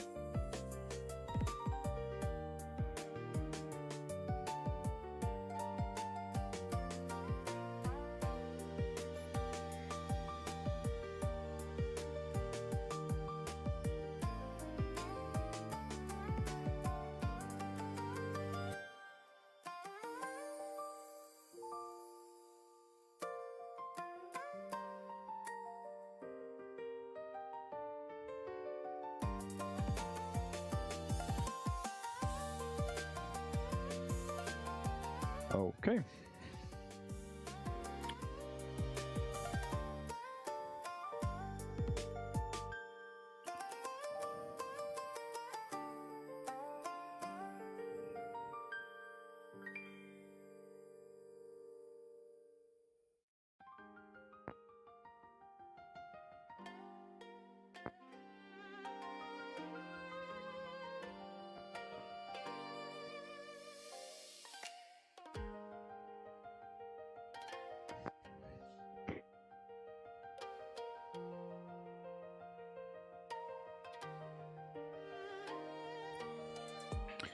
And the last section.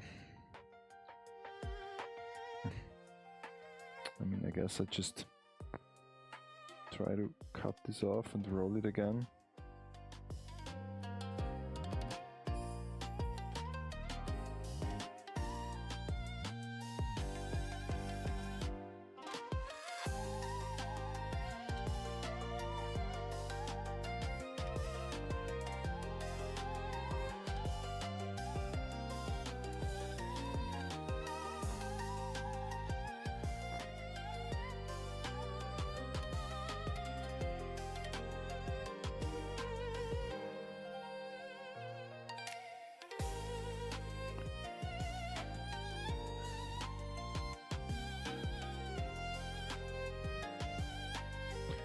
Alrighty, not so bad.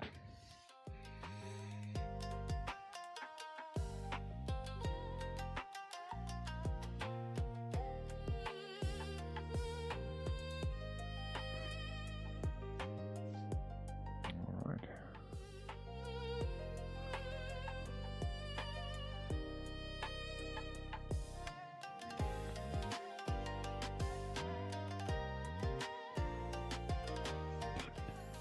So from my point of view, how does this look?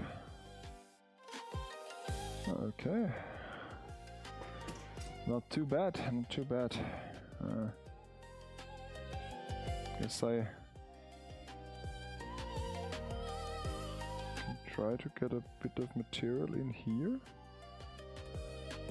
I don't know if this works.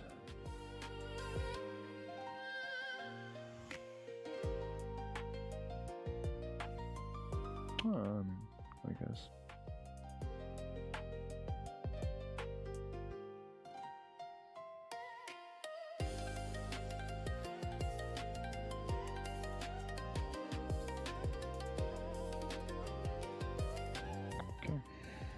Okay. So now the next step has to be covered, and we still have like 2 centimeters in height. Bit less, and I need fresh clay. And once again we have to roll it Roll it, roll it, roll it.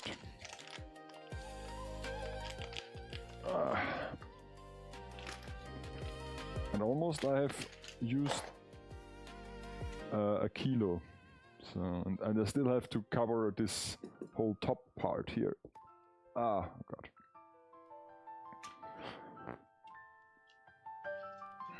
Let me sip on my tea. I mean, it's fun to work with clay, but you get everything so dirty. It's a bit annoying.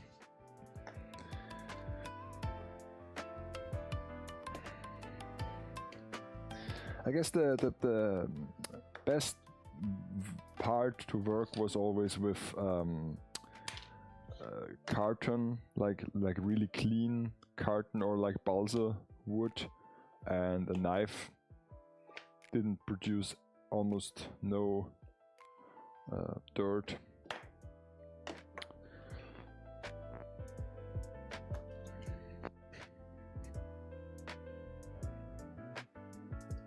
Okay.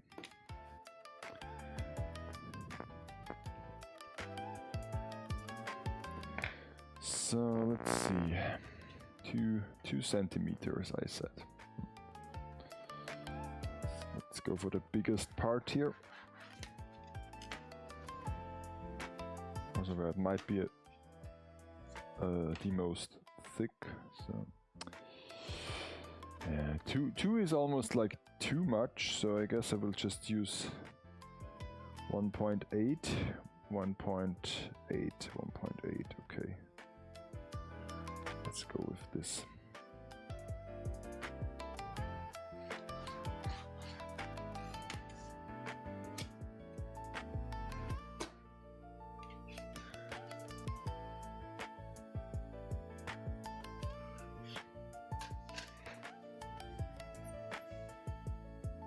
Because I guess it tapers off a bit in the end, so I don't know about that.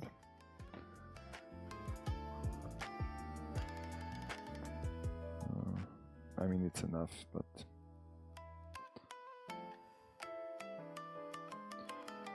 actually pretty good.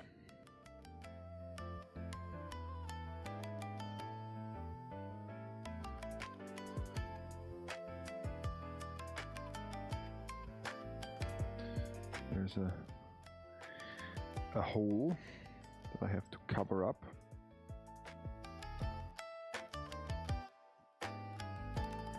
With material.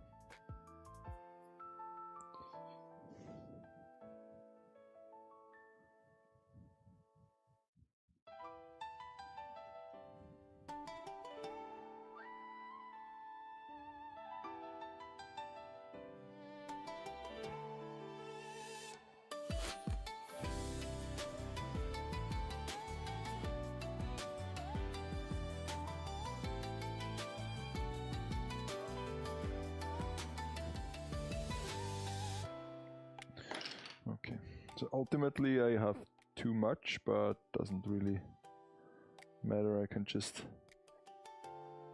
scrape it away. It will be fine in the end.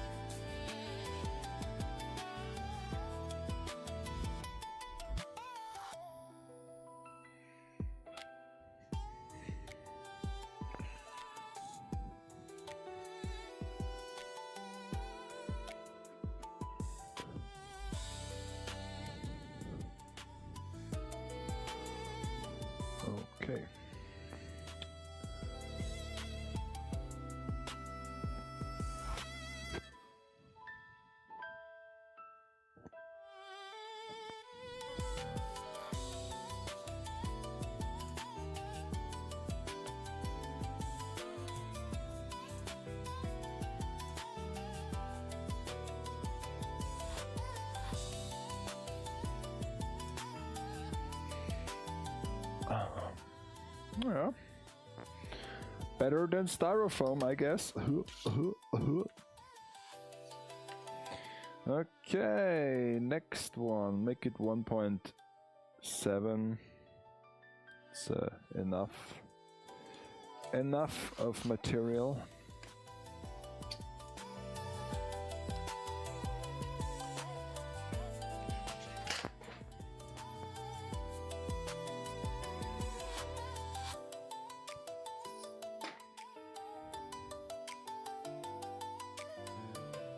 Especially if I flatten it a bit.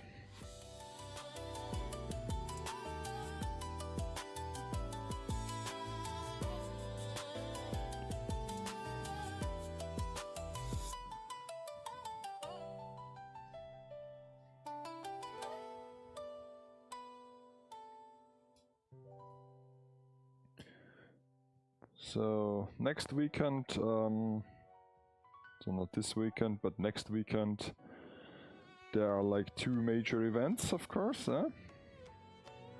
One being the Wonder Festival for all figure enthusiasts out there. And the other one, of course, is the Super Bowl. And I guess I will cover them both. Like, I will watch the Super Bowl with Oki. And Wonder Festival, I might dedicate a section from in my next My Month in Figures. Because right now I decided to, in addition to the normal streams every Friday and Monday, I will host a special build stream once each month, where I build together with a friend, and in front of them I will have a section that is called My Month in Figures, where I basically tell you about what I did and how the you know, the latest gossip in the figure scene, like what come out, are there any controversies or like stuff like this. Yeah. And since a stream isn't really necessary for this 20 minutes of content, I decided to include it into a special build stream. So yeah, and I might also upload those videos to YouTube as well, starting in February.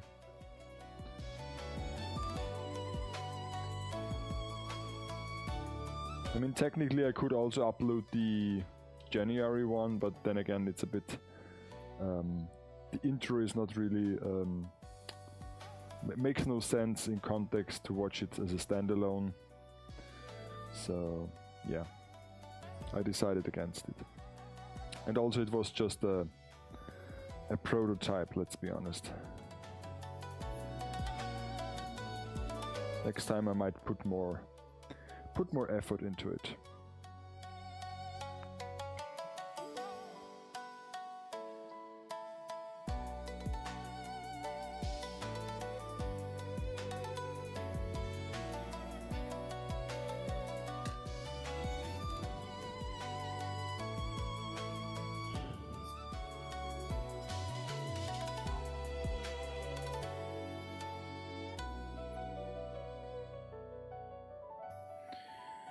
Oh well.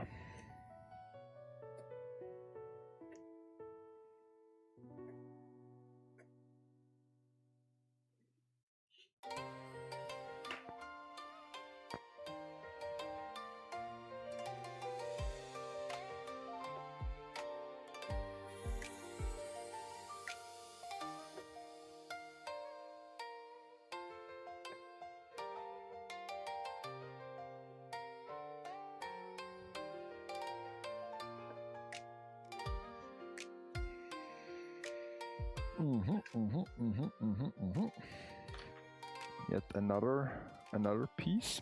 Maybe the last one, I don't know. Maybe I can use the whole the whole shebang here. 1.7 was enough, I think. Sure, why not? Why not?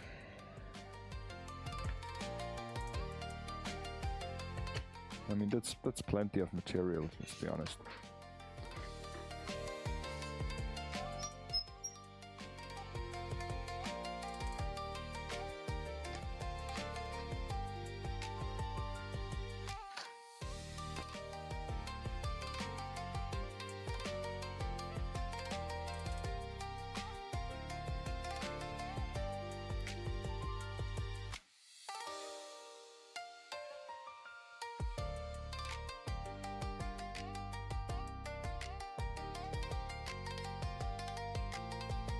I always wondered, because like I do the build streams with Oki, and maybe in the future with some other friends. I always wondered how it might be to build something together with someone, because when it comes to figure backdrops, I always build them by myself. So yeah. I mean, then of course I'm also not really a team player, so to speak. I like to do stuff like projects and include certain people, of course. Most of the time, when I reach a point where I know that I can't do this, or that I know someone who is better in a particular task than me, so I will just ask them to do it and to perform it. But when it comes to like tasks you can clearly manage as one person, I don't see the appeal to do it in a team, or to do it like as a pair. Because in my opinion it would be way more efficient to just do it alone and let the other person do another task. But yeah.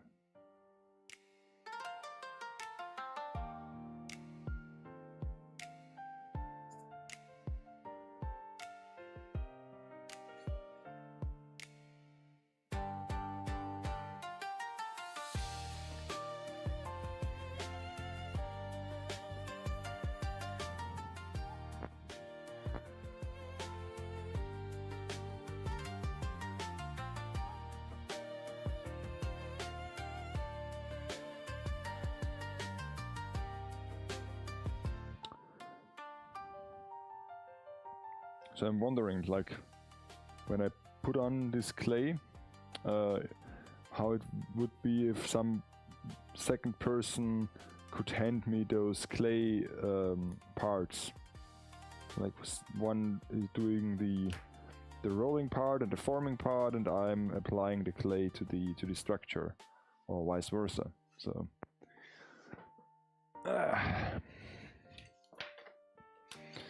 don't know. Maybe we will never know, or maybe we will. That's for the future. The future is not yet decided.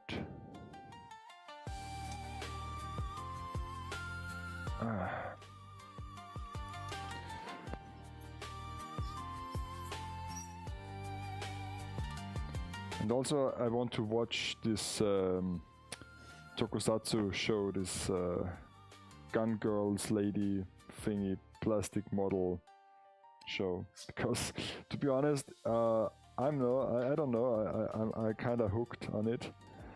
First it was like a silly premise, but it gets pretty intense. I wonder where it goes.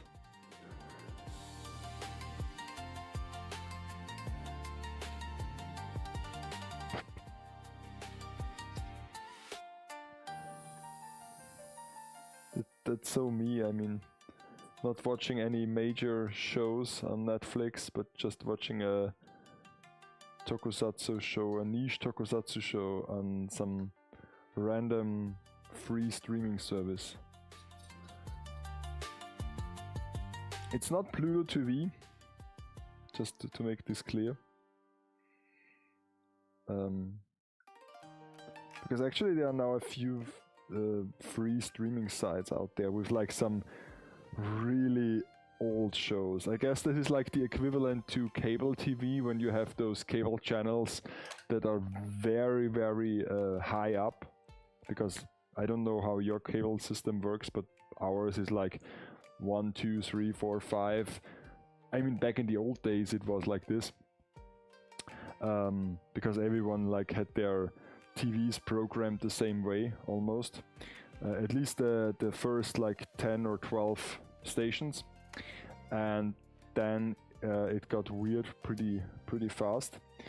And now if you go up and up and up and up, then you will see stations that are, yeah, same as those free streaming services. You don't even know the name of the station and where they come from, and also they play like pretty weird shows and pretty niche shows or old movies and stuff. So yeah, I guess those free streaming services are the equivalent.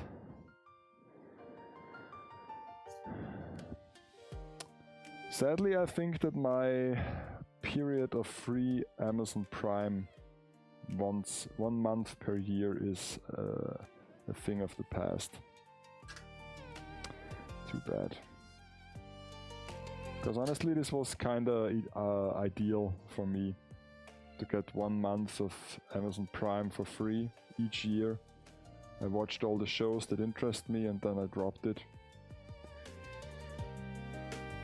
But I guess they discontinued this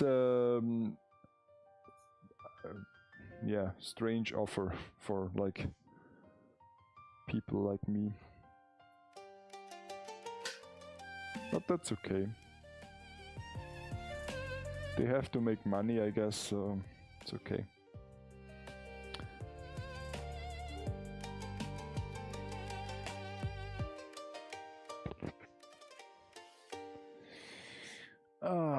But I'm looking forward to this, what is it called, FX Warrior Kurumi, is it Kurumi-chan? I don't know.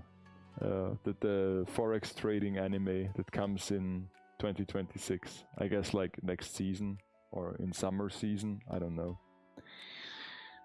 I'm looking forward to this. I'm all in, one would say. I'm all in.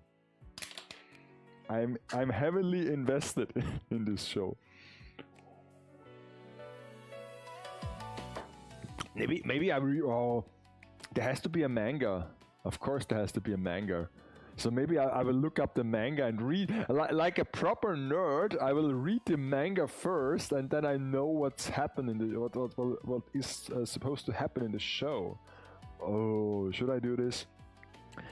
I've never done this before, like the last time I read the manga before I watched the anime was with Spy X Family, I guess. Because once again I was on the lookout for trading related shows, and despite the name Spy X Family, it isn't about the S&P 500. Would you believe that? It's about actual spies, and not even that much. So it's just I don't know. I was like, Spy X Family is like this series everybody loves. It's like Nichijou, or Konosuba. I mean, those are like totally different shows, of course, but they are universally loved. But I'm not a huge fan.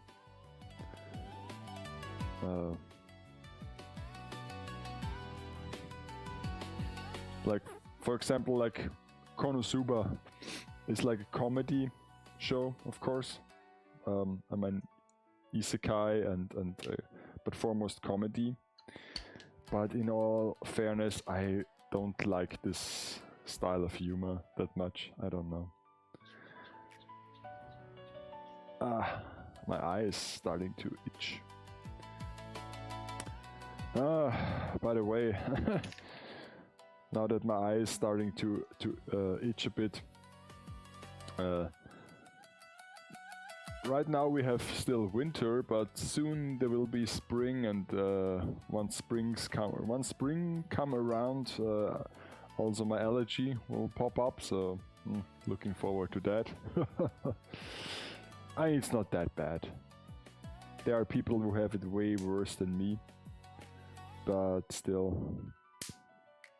Hey, quiet sausage machine.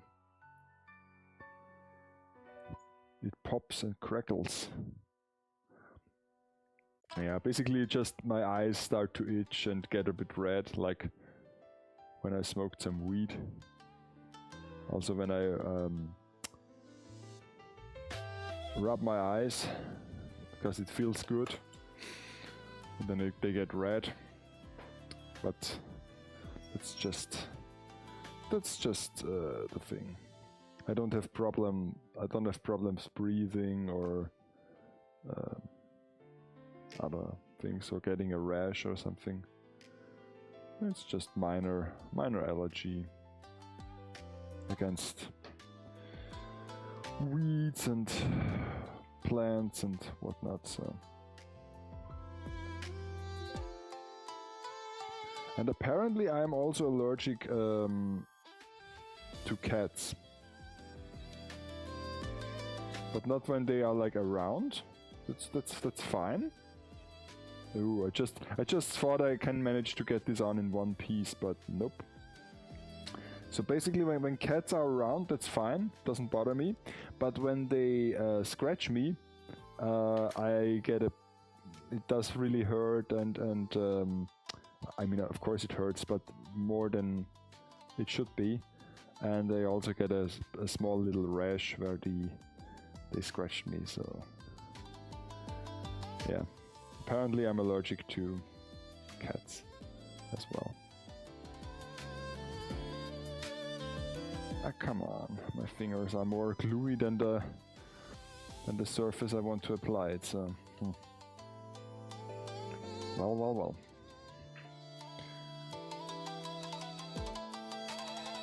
So this is only a problem because I just want to pet every stray cat, or like every cat I see outside. And they're like, basically there are 3 types of cats. They're the ones that you can't touch because they will flee once they see you, or once you try to approach them. Those are like the cats, yeah. I guess those are the majority of cats. When they see you or you try to interact with them, they flee, or at least go away. Then there are the cats that are like friendly. They made even if you don't interact with them, they come to you and try to be pet, or I don't know what they deal with what they think you do, because they come to you, they meow, and of course they try to mark the territory when they scrape their head against your legs or something. And then of course there are like those sneaky bastard cats that scratch you once they let you touch them, but soon afterwards they just scratch you. So yeah, but then again, maybe I shouldn't just like touch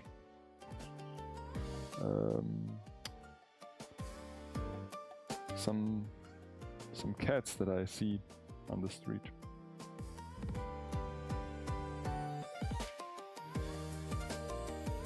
Okay.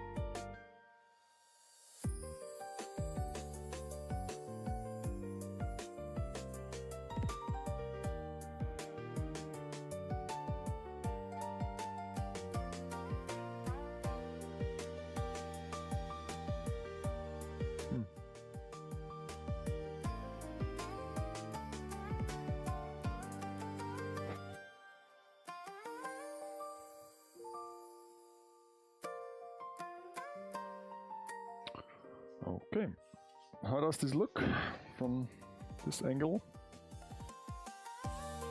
Oh, it's okay, I guess.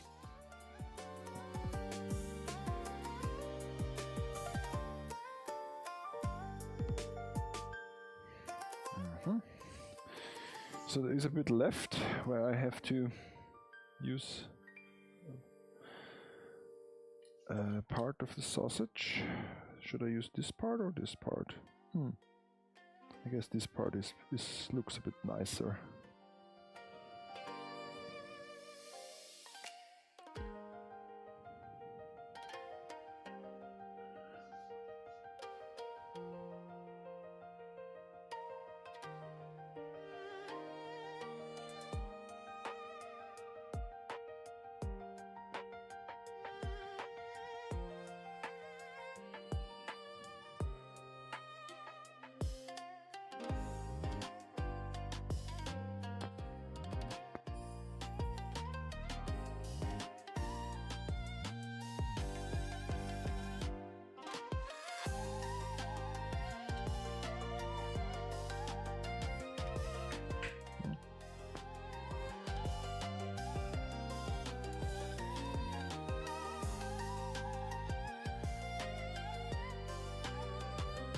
So yeah,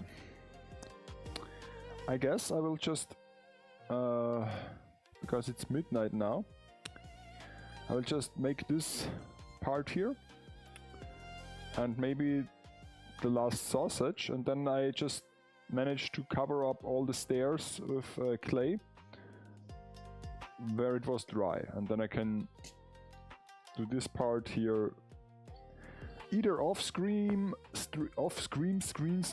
or next Friday. Well, we will see. But honestly, I'm getting a bit tired, and tomorrow is, I guess, a busy day as well,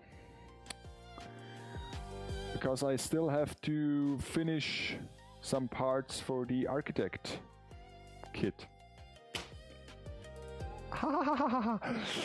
Ouchie, wouchie. What was this? God. Like I said, I'm a bit clumsy and unlucky at the moment. Maybe I have to reload my luck charm. Maybe I should have bought this 4-leaf clover soap at the soap store. I have seen this week, because I went to the soap store, the Lush, and bought a shower gel, shower shampoo for my mom, and also some soaps for me. And I have seen this soap that is shaped like a 4-leaf clover, but I decided against it because New Year is a thing of the past now, like Christmas, and St. Patrick's Day is still a bit in the future. And also, like, they look nice, but then they are like when the soap is shaped like like a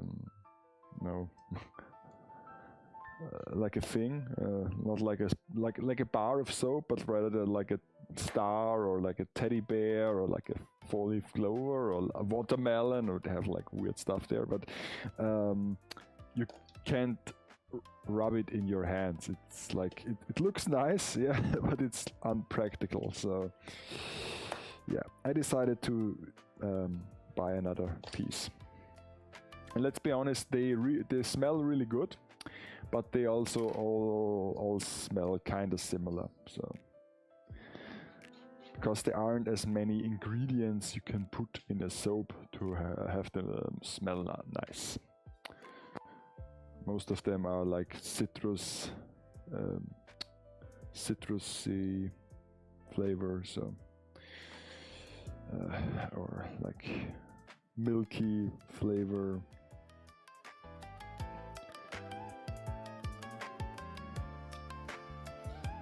So yeah.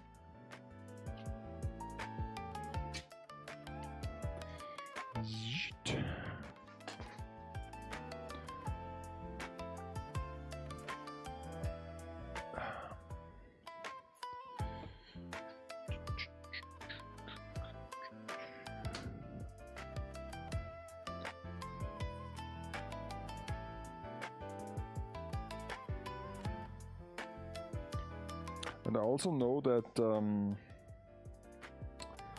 my operation time is like till midnight. Like, I know that when I stay up longer than midnight and when I work, I almost never do an all-nighter, you know. It's like the famous all-nighter where you work until like basically the next day in the morning, and afterward you still continue. You don't sleep. You pull an all-nighter, you don't go to bed, and the next day you basically go to work or continue working on your projects. I never do this because I can't do it. I'm too weak, and also I don't have the need to do this because, like I said, I try to give myself specific deadlines, but they are not like crazy a crazy time frame where you can't basically met the deadline. I try to keep this deadline, even if it's just an arbitrary deadline set by me. But then again, I'm not a person that does all the work like 2 days before the deadline is here. So I just try to limit my, or just, you know, have a good schedule basically, so that I don't have to pull an all-nighter just because a deadline is near.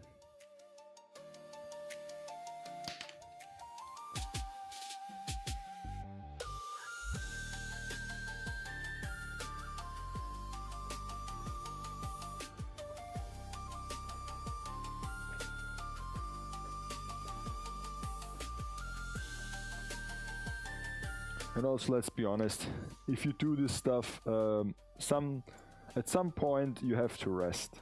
And most of the time, people who do this, they tend to sleep. Afterwards, they tend to sleep like for 20 hours, 24 hours, sometimes even longer. And basically, you don't have any benefits from it, because at some points you have to sleep. It's not like it's like the same thing with food. You can eat good food and tasty food, but in the end, tomorrow you will be hungry again. That's always a thing I bring up when it's about like expensive or like tasty food. I say, okay, that's all things nice and dandy, but tomorrow you will be hungry again. You can eat the best dish in the world, the best steak, the best meat, the best everything, but tomorrow you will be hungry again. It's not like a video game where there is an item that you can consume and you won't be hungry for like 3 days, because that would be awesome if there would be such a thing. If like fancier food or more expensive food will also keep you more full, so to say, but that's not a thing. So in the grand scheme, it doesn't really matter if you know, eat the best meat or a really fancy dinner, because you will poop it out afterwards and tomorrow you will be hungry again. So what's the point?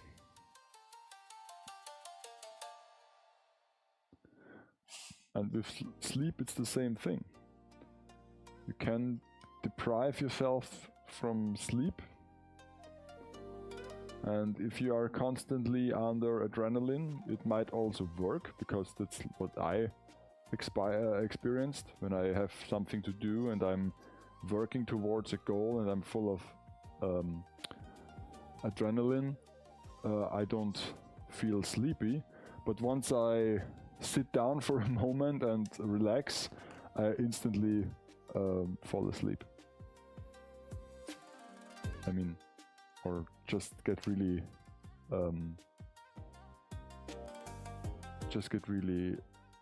tired and close my eyes or something.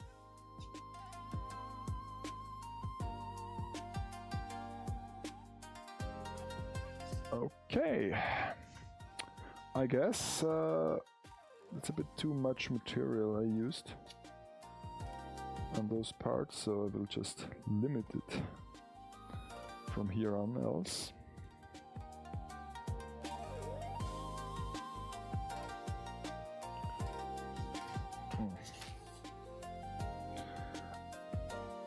And also I can stay awake, it's no problem, but I noticed that I tend to get a bit sloppy or a bit hasty, and yeah, that's not good.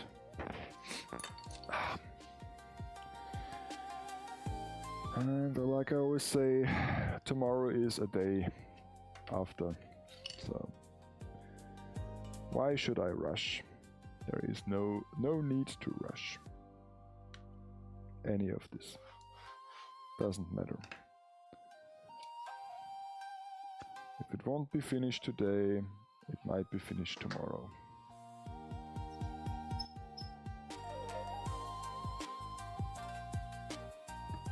Especially if it's just hobby stuff you do on the side. Nobody really cares if you do this.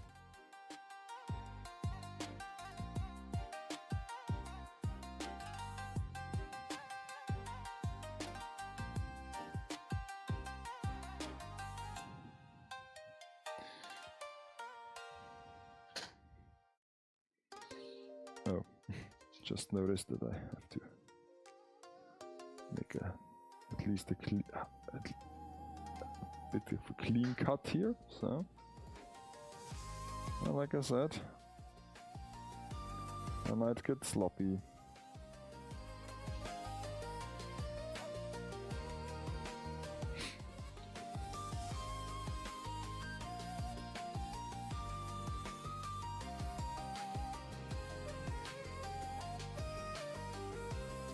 Oh,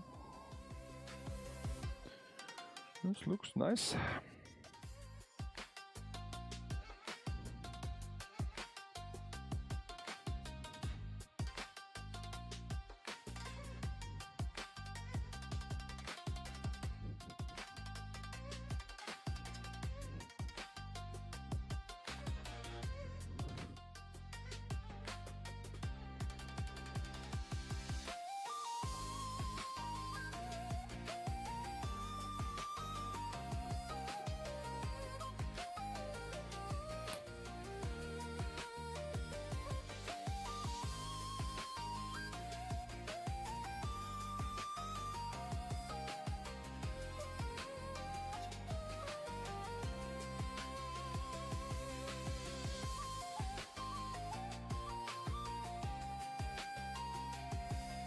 Oops.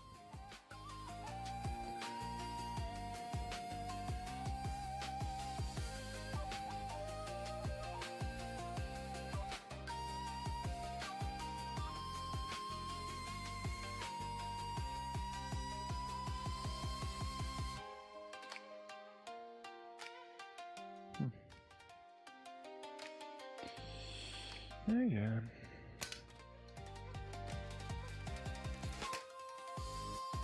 Don't know what to use.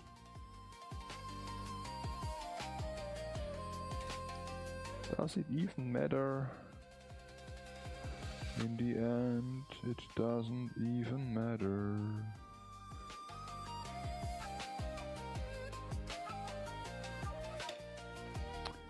I wish there was a tool between this and this. This is a bit too big, and the other ones are too small. I mean, I could use this. It's okay. It's okay. Yeah.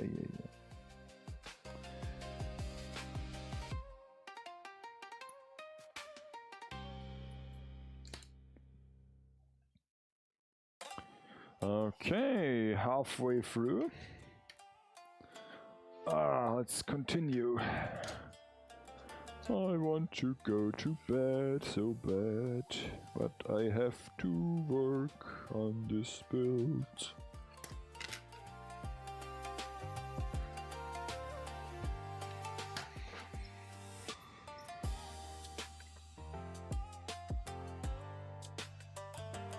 So yeah. So Saturday I most likely will spend also down here painting the remaining architect parts and finish them and detail them, so that on Sunday I can apply the top coat. And yeah, so that Monday we can put her together. And if there is still time after everything is done, I will most likely use the weekend to work on the figure review as well, so that they is finished till next week on Wednesday, latest Wednesday. I might premiere them again, because I like it to premiere my videos.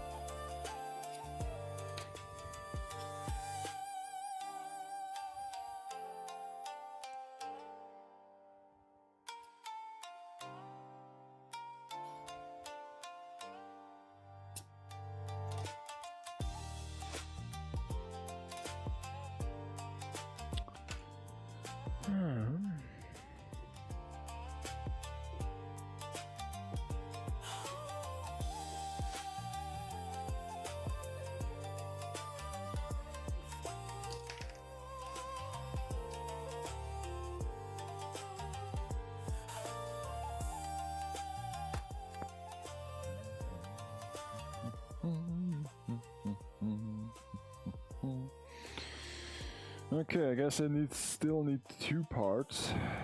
One won't be enough. So, yeah.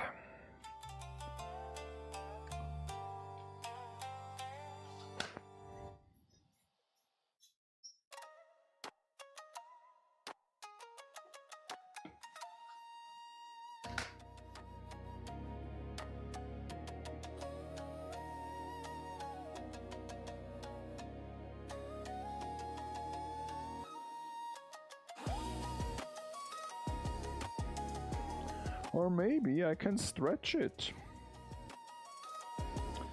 Stretching the goal, or was it Moon Knight was moving the goalpost? Not stretching the goalpost. So I'm stretching myself really thin here.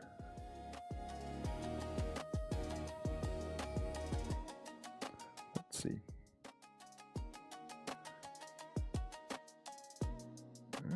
Nah. Nah.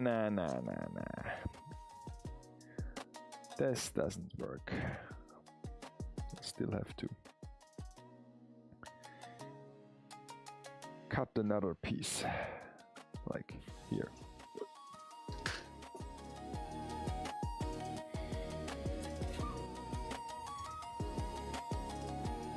Don't take any shortcuts.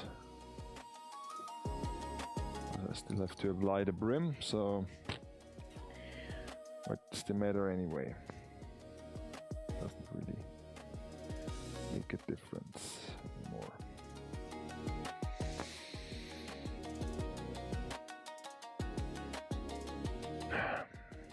Okay. Oh. Oy.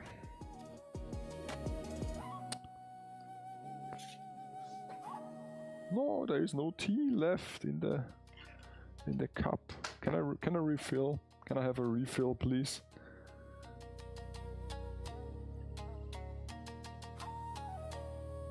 Yes, very well.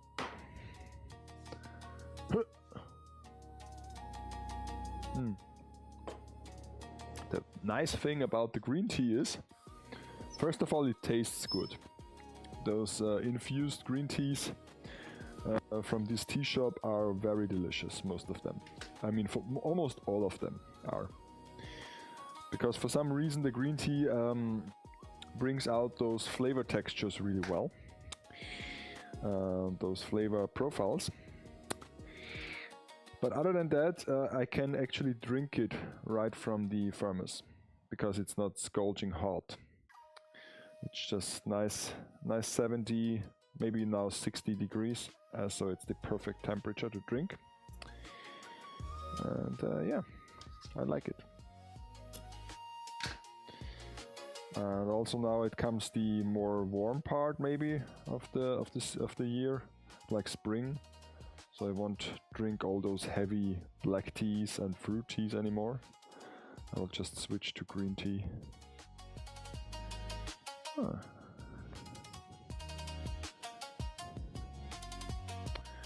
Oh, very well, very well. Let's see.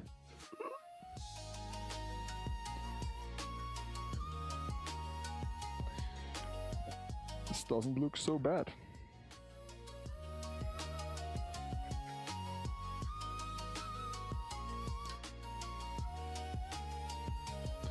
I'll show it to you in a minute, but first let me just apply the brim and then I will show it to you. And then we will end the stream. It was a pleasure to be here in the workshop again, another Friday night, another full time. I just can remove those nails. They are a bit unnecessary now, because it now is glued together and it holds. So okay, let me sit down and make another sausage, the last one for tonight. Die letzte Wurst am Würstelstand.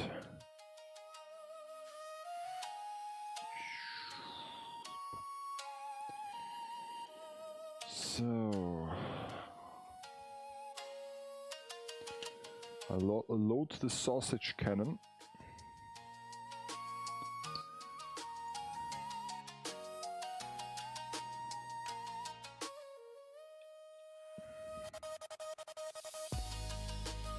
Okay.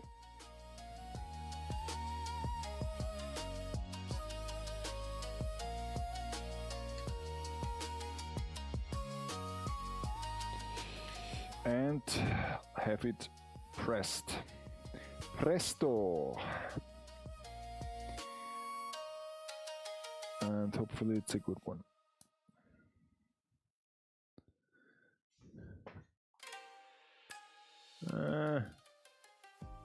Come on, be a good sausage.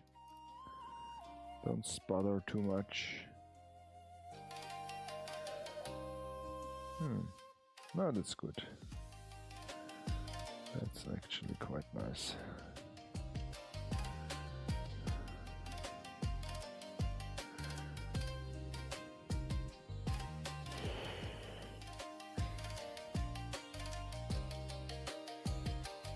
Okay.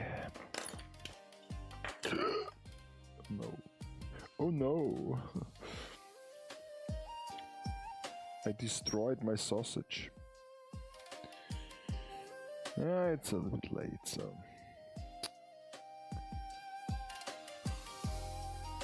I have to bring this to an end. I have to bring this to an end. Maybe I can apply it at once. A very delicate act. I just messed up again. Ay, ay, ay, ay, ay. So close and still. I come so far, and what does the song say? I've come so far and failed, or I don't know. Can't recall the lyrics. So let me cut this here. Let's stick to the model.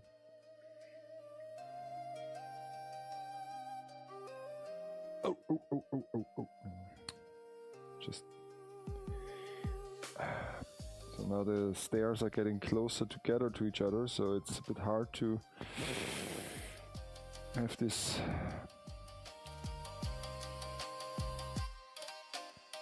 in a proper way.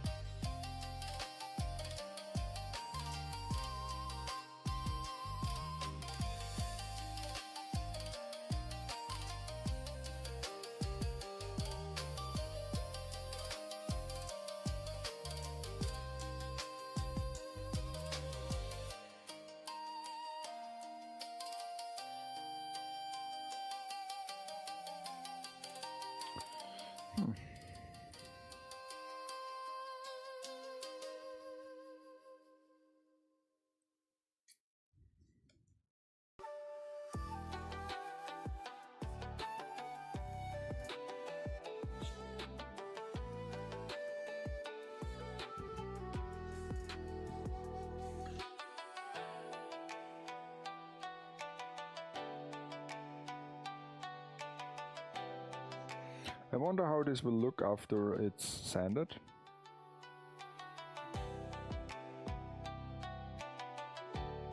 Because most of the time it changes the dynamic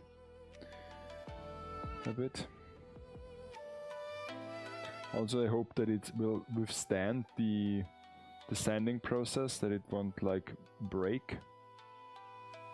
But once it's dry, it's relatively solid, and also like with the added glue, it should hold together, but one can never be so sure about it.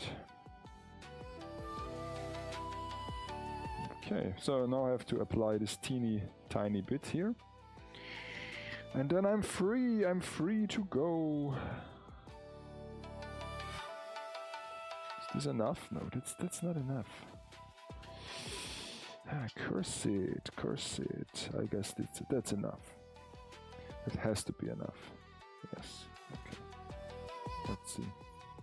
I mean, this breaks again, so fine.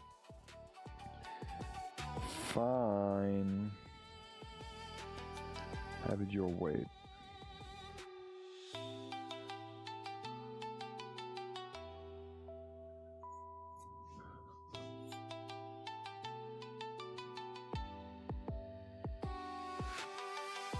Okay, I think I will let it as it is. So can I use these bits of clay, take it back into the package? It's not so bad, I think. Yet again, my hands are so dirty that I won't touch the PC. I don't want to touch the PC. So, okay.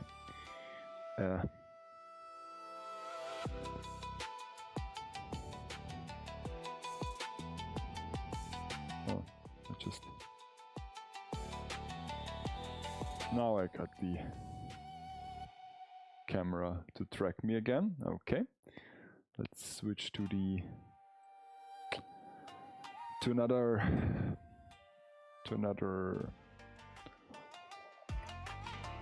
scene, and yeah, let me show this to you. I come to you. So this it is. This is it. So there are like 4 stairs already covered with clay, and you can clearly see the part on the left upper corner. This is the dried clay, so it looks a bit different, looks whiter, and the gray parts are the still moist clay. And now when we look at like this, like so, almost like this one should be the angle that we see on the finished photo. Where my head is like the figure. It's a bit hard to... Oh, it's like this. So, yeah. So I let this dry. I can also put the pillars back on.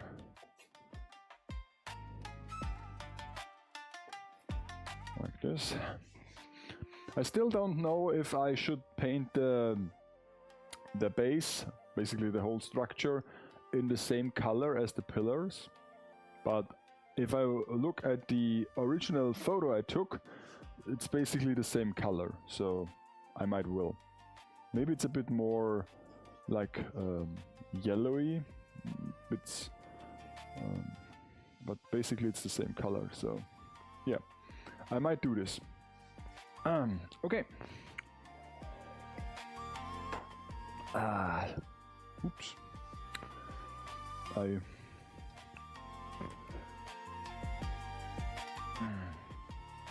My monitor went off. Okay. Fine. Let's see.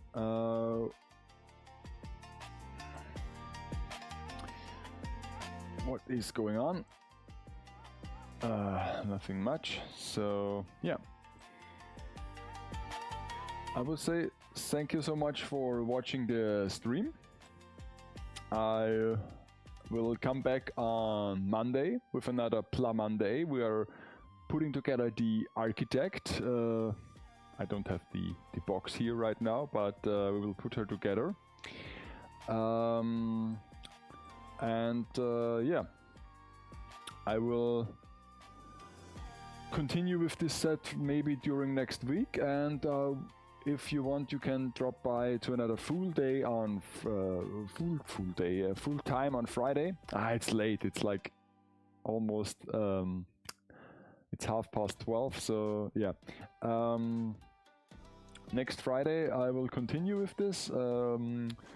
Maybe then I will have the clay ready, because I will just finish it off stream, and then we can paint the base and also start with the cannon for the background, so that we can, I hope that we can at least finish this project in February and take the photo in February.